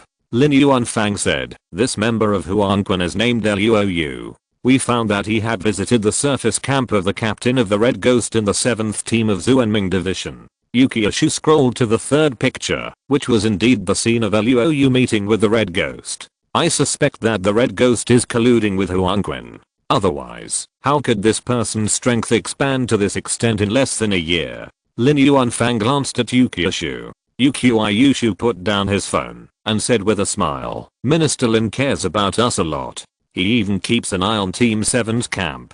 Lin Yuanfang said frankly, I admit that before this, I have thought about planning the power of your Team 7. Because of this, I also sacrificed a captain. However, isn't this situation very normal in our organization? It's true that we have internal fights, but when there is an external enemy, we are united against the outside. Just like this time, didn't I also share the Kyanki blood potion with your Team 1? Yukiishu smiled faintly. Don't get excited, Minister Lin. I just said it casually. But now, based on a few pictures, I still find it hard to believe that Captain Chigi would do such a thing. Maybe, the Luou is his spy in Huangquan? Chapter 691 Being Hunted. Lin Yuanfang smiled lightly, not in a hurry to refute, and changed the topic. The Chunai base has been taken down. The leader surnamed Li must have been killed, right? That Red Devil captain of yours is very tough. A captain, couldn't even escape. I guess Li Guang won't have a good end either. Yukiishu's face was slightly cold, and he said lightly, Li Guang ran away. As soon as the Red Devil captain's men attacked the base, that guy decisively gave up the base, thus retaining some strength. Ran away. Lin Yuanfang laughed dryly. He actually let the leader run away. This is not like the style of your Red Devil captain. Yukiishu raised his head. Minister Lin, I know you suspect him, but there is no solid evidence. Even though you are a minister, I have to say, be careful with your words. Lin Yuanfang didn't care. That's true. I don't have any evidence. If I say this again, it will only annoy people. Fortunately, my people are chasing the guy surnamed Luou. Once we catch him and interrogate him, the truth will naturally come out. Yukiishu couldn't help but close his eyes slightly when he heard this. Chunai base. Yukiishu did not take any further action for the time being, and Luou Yan and his men were happy to rest in the base. Li Guang retreated in a hurry and did not have time to move the things in the material warehouse, leaving a large amount of food, enough for Luou Yan and others. to eat for more than a month, so there was no need to worry about food shortages. In addition, part of the abandoned troops died, and the rest had surrendered. After yesterday's persuasion, these people had no hope in Li Guang, and were willing to join Luo Yan. Although there were only 30 or 40 people, they were all combatants, and had training on weekdays. Their combat capabilities were much stronger than those of the Red Gate combatants, and were similar to the Iron Horse mercenaries. It was considered an elite force. At this time, in a room, Luo Yan exhaled a long breath. He lifted the dragon transformation posture. In just 2 days, the dragon blood essence woke up again, as if it had digested the Shibi corpse blood essence. After digesting the Shibi corpse blood essence, Luo Yan gained a permanent state when he opened the dragon transformation posture. Corpse cold armor.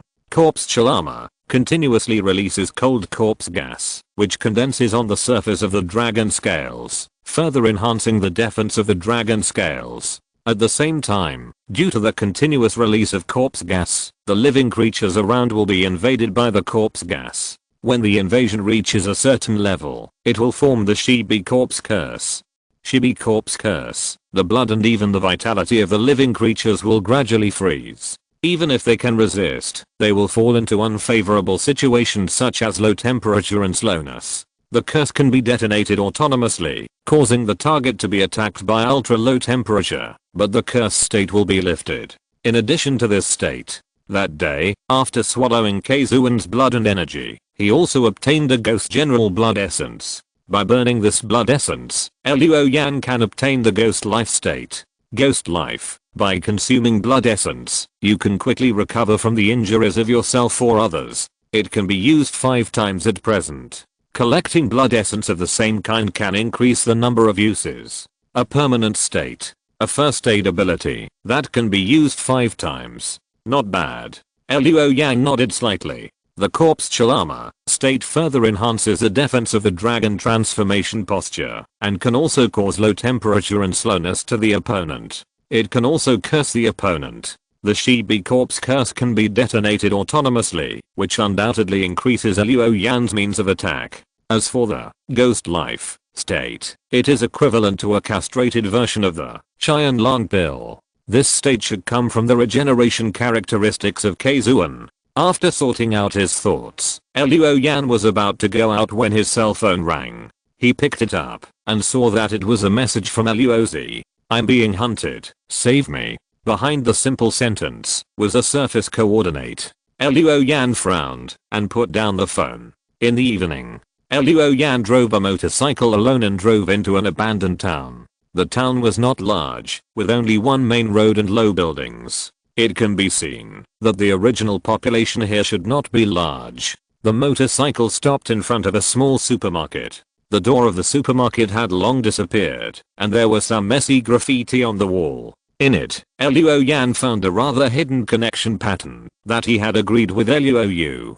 Silver circles appeared in his eyes. He scanned the surroundings and found nothing unusual, so he drove directly into the supermarket. The supermarket shelves were overturned, the ground was in a mess, and there was even a dog corpse with only bones left in the corner. Luo Yan saw Luo Yu hiding in the lounge behind the supermarket at a glance. He walked over, raised his hand, and knocked on the door in a certain pattern. The door opened, and Luo Yu, who looked neutral, looked at Luo Yan palely, and then sat on the sofa. As soon as he walked into the room, even with a mask on, Luo Yan could still smell the strong smell of disinfectant, and the smell of blood that even disinfectant could not cover up.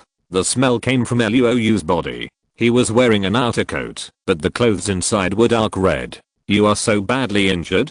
Luo Yan was a little surprised. Luo Yu's skills were not bad. His spear skills were sharp, and he was a high-level cultivator. Logically speaking, unless he ran into a strong man like Lin Yuanfang who was in the Nengxuan realm, he would not be injured so badly. Luo Yu said weakly, if you were attacked by 3 high-level realms together, you would be like this. Luo Yan thought about it seriously, then shook his head. I won't. Only they will die. The muscles at the corners of Luo Yu's mouth twitched slightly. Then he said, I regret cooperating with you now. You are not so popular among the black wizards. Luo Yan cast an inquiring look. Why do you say that? Luo said hatefully, when I was forced into a desperate situation by those people, I had already revealed my identity and told them about our relationship. But they still tried to kill me. If I hadn't been lucky, a group of giant parasites would have appeared. I wouldn't be sitting here gasping for breath and talking to you now.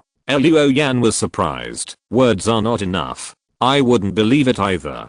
Luo coughed twice and said, anyway, I can't go back to Huangquan now. When I shouted, there were other people present. So you see, where should I go? Luo had thought about this problem when he came. You Huangquan are in the north, and the situation is hopeless. It's only a matter of time before you are annihilated or expelled. Since you can't go back, come and help me. Luo stretched out his hand and said, in this case, give me the antidote first. Luo suddenly frowned and looked up.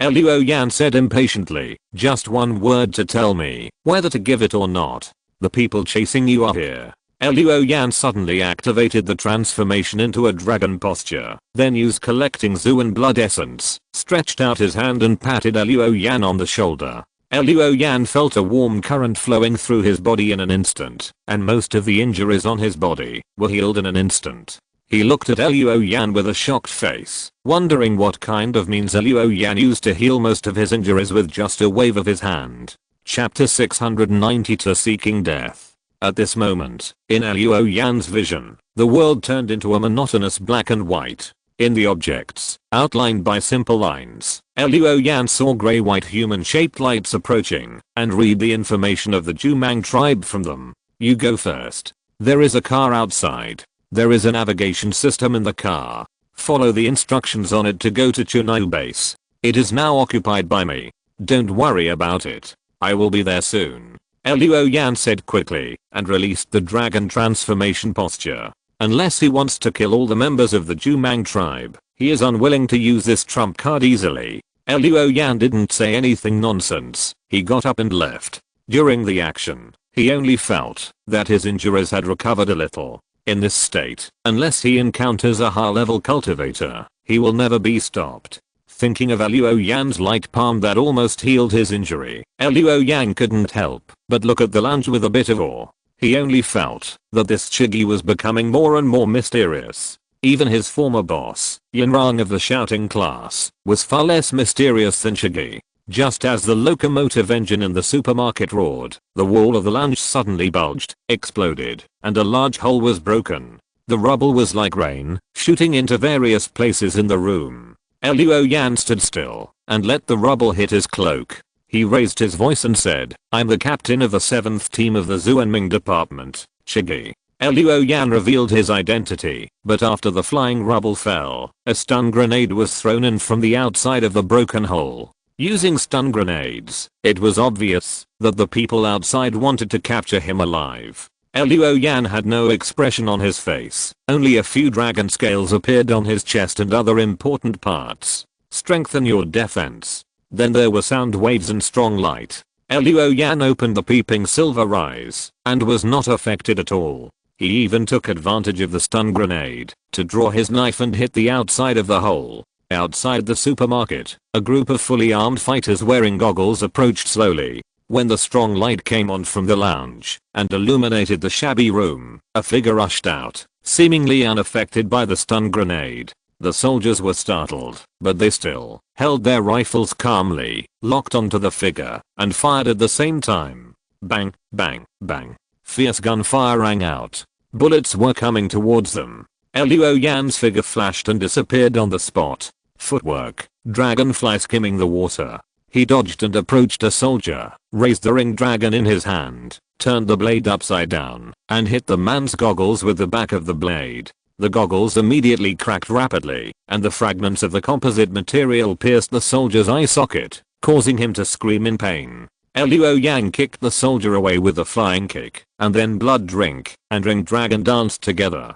dancing out two balls of flames, making the soldier who turned the gun muzzle to shoot at him fail. The bullets were constantly shot away by the two long swords. Even if there were some that slipped through the net, they only shattered Luo's cloak, but were stopped by Luo's own golden armor. The bullets that were deflected turned into stray bullets and splashed around, leaving holes on the ground nearby, on road signs, on car wreckage, and even on the soldiers of the Jiuying tribe. At this time, a figure rushed over. It was a strong man, and his tall figure was full of oppression. His charging posture was like a fierce chariot, as if Luoyan who was blocking the road was just an insignificant ant, and he wanted to violently kill Luoyan. Luoyan's eyes turned cold, and his remaining patience was finally worn out by the appearance of this strong man, looking for death. He gently uttered this sentence in the mask. Then a blood-red light emerged, and turned into a vortex. Blood transformation sutra. Just when Luoyan was about to kill, a voice shouted, "Stop. Stop. We are our own people. Don't let the flood wash away the Dragon King Temple." Hearing this voice, the charging man and the remaining soldiers stopped. Luoyan narrowed his eyes slightly, but did not intend to put away his yuanli. Instead, his murderous aura continued to rise, releasing waves of real pressure, pressing step by step, pressing on the people of the Jiuying tribe. The big man and many soldiers turned pale, especially the big man. As Luoyan's main target, he now realized what a bad opponent he had chosen. The big man had a hunch that, if he had not stopped just now, his head would have rolled to the ground now. "Captain Shigi, please calm down. Please calm down." A middle-aged man with a mustache came forward and said with a wry smile. Behind him, there was a young and handsome man. There was no frustration or exasperation on his face. On the contrary, he looked at Luoyan with a cold look. It seemed that he was not afraid of Luoyan at all. Luoyan glanced at the two people, then gradually put away his murderous aura, and said in a grim tone, "I have already revealed my identity, but you still refuse to give up, and even plan to kill me. What? The Jiuying tribe wants to declare war?" The man with a small mustache hurriedly said, "Oh, Captain Shigi, you can't put this hat on me. You can't put it on me. This will not affect our internal unity. Misunderstanding, all misunderstandings. We came here to hunt down a high-level official from Huangquan. We didn't expect Captain Shigi to be among them, and these people have never seen Captain Shigi, so they acted rashly. It's me. I just confirmed Captain Shigi's characteristics with the higher-ups, and then I dared to believe that Captain Shigi was here." At this time, the handsome man behind sneered, "Captain Shigi, don't you think you owe us an explanation? Why are you with the higher-level officials from Huangquan? Does that mean you betrayed us?" The man with a small mustache changed his face and shouted,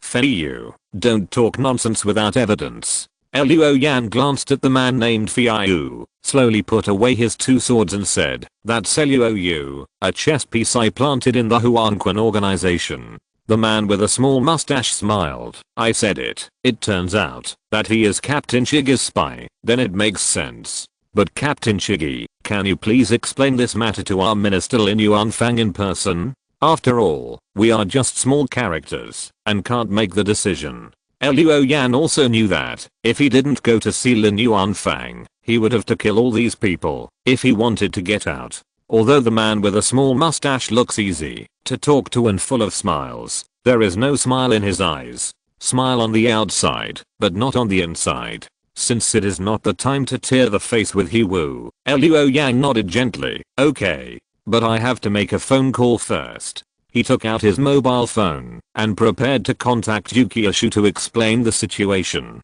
Fei Yu stretched out his hand and said firmly, "We now suspect that there is a problem with your identity. From this moment on, you must accept our supervision. Hand over your phone and your weapon. After the investigation is over and it is confirmed that there is no problem with you, we will return it to you." Rude, arrogant, and conceited.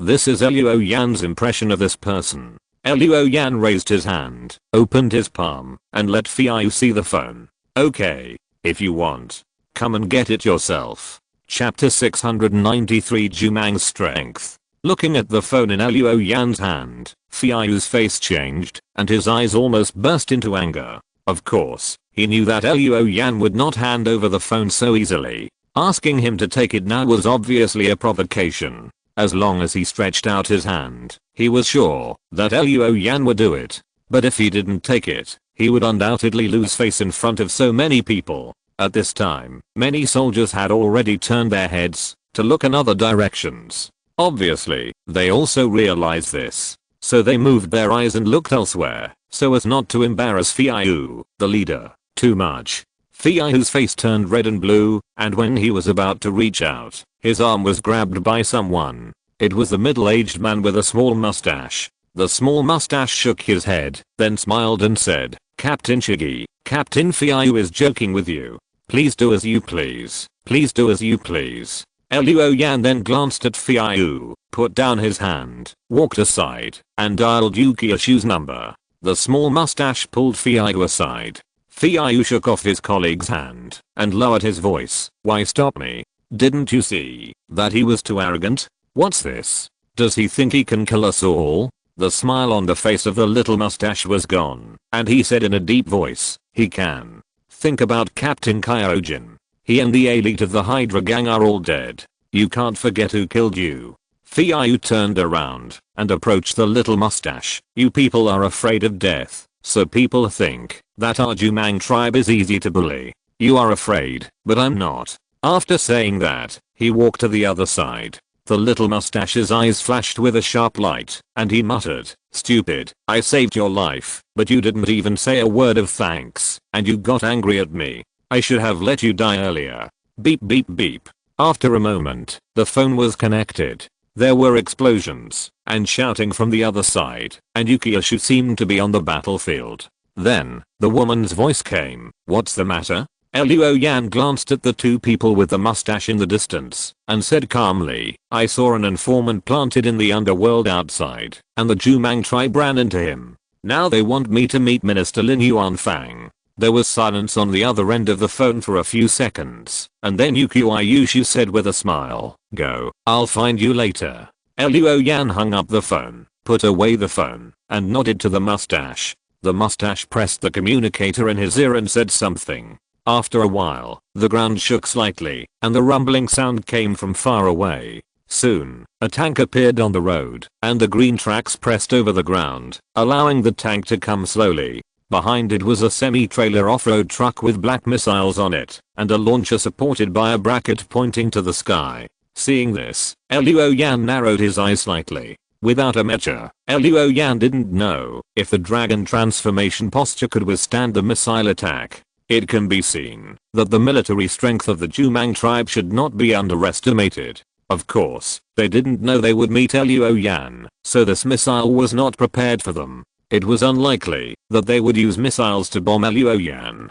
Judging from the situation of the Jiuying soldiers using stun grenades just now, they should be planning to capture him alive. Therefore, this missile vehicle should be prepared to prevent collision with giant beasts when they are active on the surface. In the absence of mechs, this missile still has a good killing power against lower level giant beasts. Looking at the other side of the road, behind the tanks and missile vehicles, there are off-road vehicles equipped with guns and an equipment command vehicle. "Captain Shiggy, please." The little mustache led the way in front with a smile on his face, and motioned Luo Yan to get on the command vehicle. At this time, a soldier came with a pair of Yuanli suppression handcuffs, but was glared at by the little mustache, so he quickly put them away. Luo Yan got into the command vehicle and found that it was quite spacious. Then he heard the little mustache smile and said, "I still have a mission in this area, so I won't go with Captain Shiggy.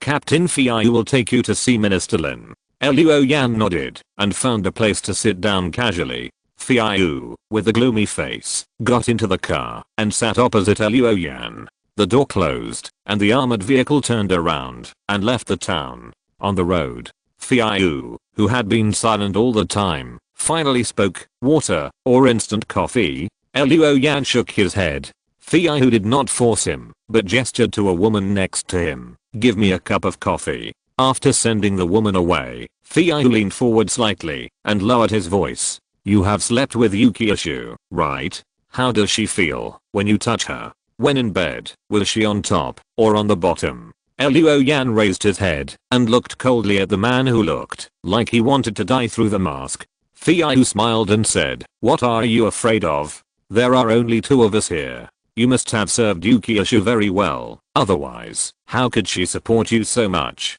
It's not shameful. If I have the chance, I also want to have sex with her. I want to make her cry." Luo Yan said indifferently, "Do you want me to tell her this?"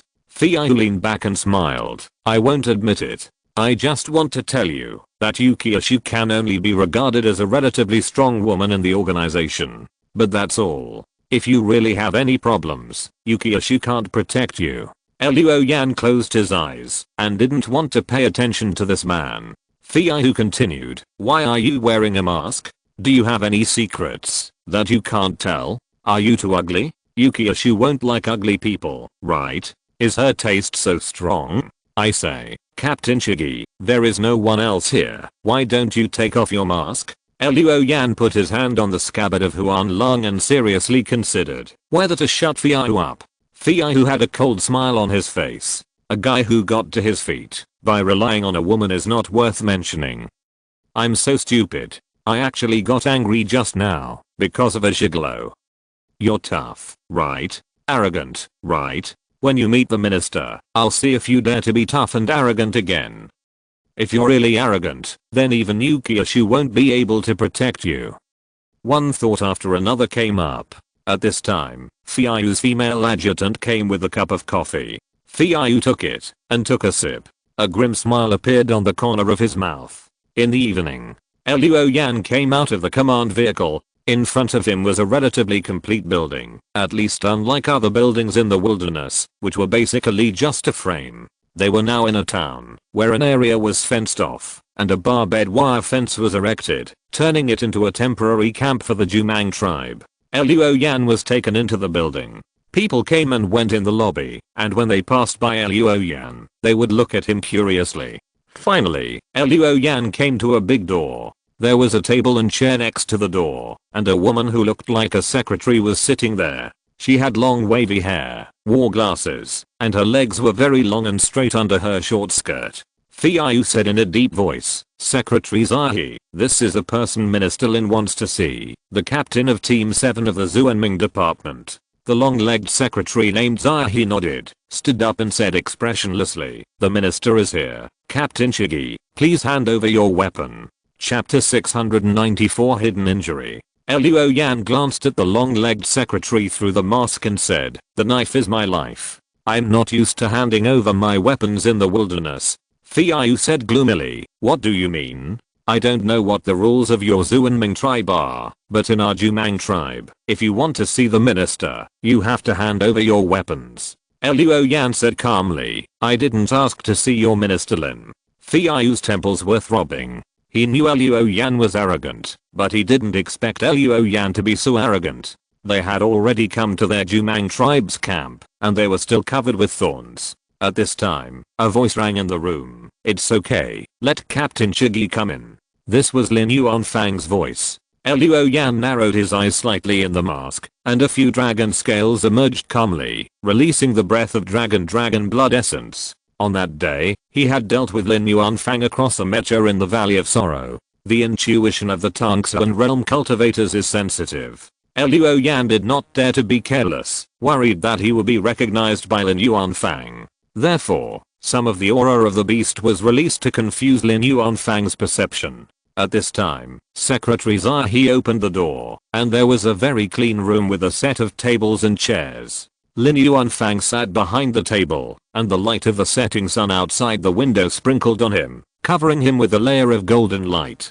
In the light, Lin Yuanfang's eyes were as sharp as a hawk, and it seemed that there were no secrets in his eyes. The high nose bridge was like a knife, the thick shoulders exuded a calm charm, and the calm look revealed a sense of majesty. He smiled slightly, stretched out his hand and said, come in, Captain Shiggy. Luo Yan walked in, and sat on a single sofa next to him according to Lin Yuanfang's instructions. Then he heard Lin Yuanfang smile.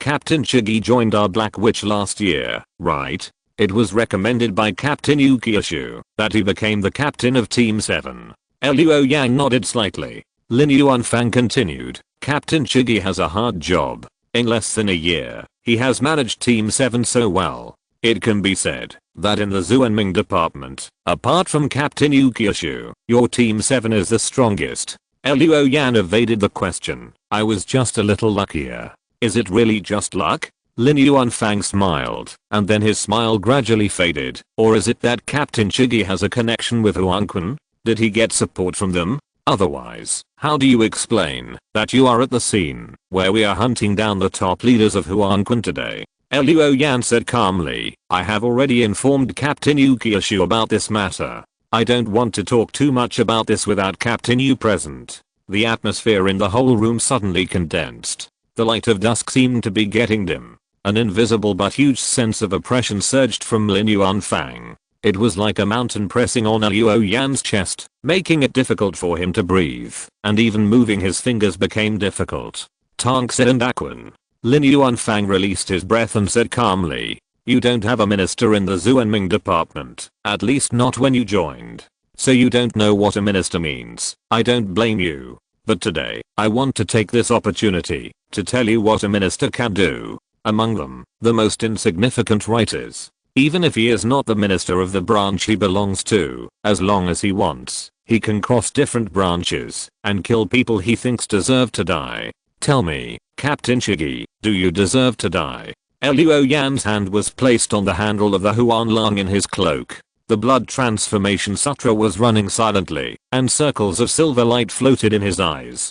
Prophet started to analyze Lin Yuanfang's surface veins. I still say the same thing. Before Captain Yu arrived, I chose to remain silent. In addition, Minister Lin can of course kill me. However, killing a captain who just captured the enemy base, and Minister Lin has no solid evidence in his hand, I don't know how Minister Lin can convince the people. Lin Yuanfang laughed, as long as I'm alive, no matter what I do, the people below will be obedient. What do you think, Captain Shigi? Luo Yan began to think seriously. He was calculating how likely it would be to kill the head of the Jumang tribe if he used the dragon transformation posture and the dragon pill. At this moment, Lin Yuanfang suddenly coughed a few times. In Luo Yan's eyes, he could see that the biological grey light in Lin Yuanfang's lungs was obviously dimmer than other places. Hidden injury?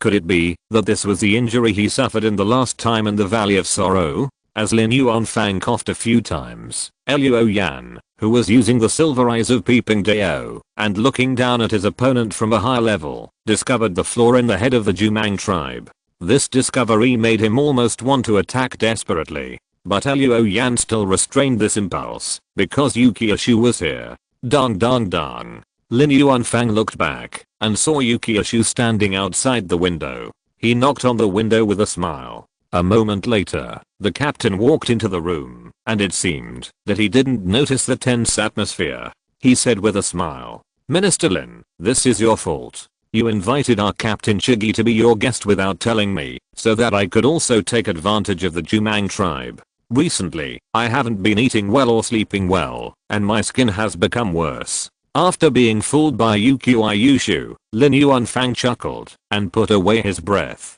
The light in the room became bright and warm again. Captain Yu, you are joking. I didn't dare to keep the captain of your branch here as a guest. If it affects your plan, I can't bear the responsibility. Yukyushu smiled and looked at Luo Yan knowingly. Captain Shigi, why are you here? Luo Yan also closed the Shenzang and said calmly, I went to the surface to meet an eyeliner planted in the underworld and happened to run into the Jumang tribe chasing him, so Minister Lin wanted to see me. Yukyushu said, oh, it's the one with the surname Luo, right? Didn't you tell me yesterday that he is still a senior executive? Luo Yan's eyes moved slightly. Yukyushu had already turned around and walked in front of Lin Yuanmang, saying with a smile, Minister Lin, this is my fault. Captain Shigi informed me yesterday that he has a spy in Huanquan named Luozi. I should have informed you, but I've been busy dealing with those people in Huanquan these days. And so there was a misunderstanding today. Lin Yuanfang chuckled. In that case, it's okay. It's just a misunderstanding. Just talk it out. Captain Yu should have taken time out of his busy schedule to come here. I'm sure he has important things to do. So why won't I keep you two for dinner? Yukyushu nodded. I'll treat you to dinner after this operation is over. Turning around, he winked at Luo Yan. Let's go. Captain Shigi, I have a mission for you. Luo Yan stood up, bowed slightly to Lin Yuanfang, and followed Yukyushu out of the room. End of this chapter. Thank you very much for reaching the end. Don't forget to like. Looking for more exclusive content and immediate access? Subscribe to our Patreon. Remember, every like, subscription, or donation encourages us to continue. Thanks to everyone. See you in the next video.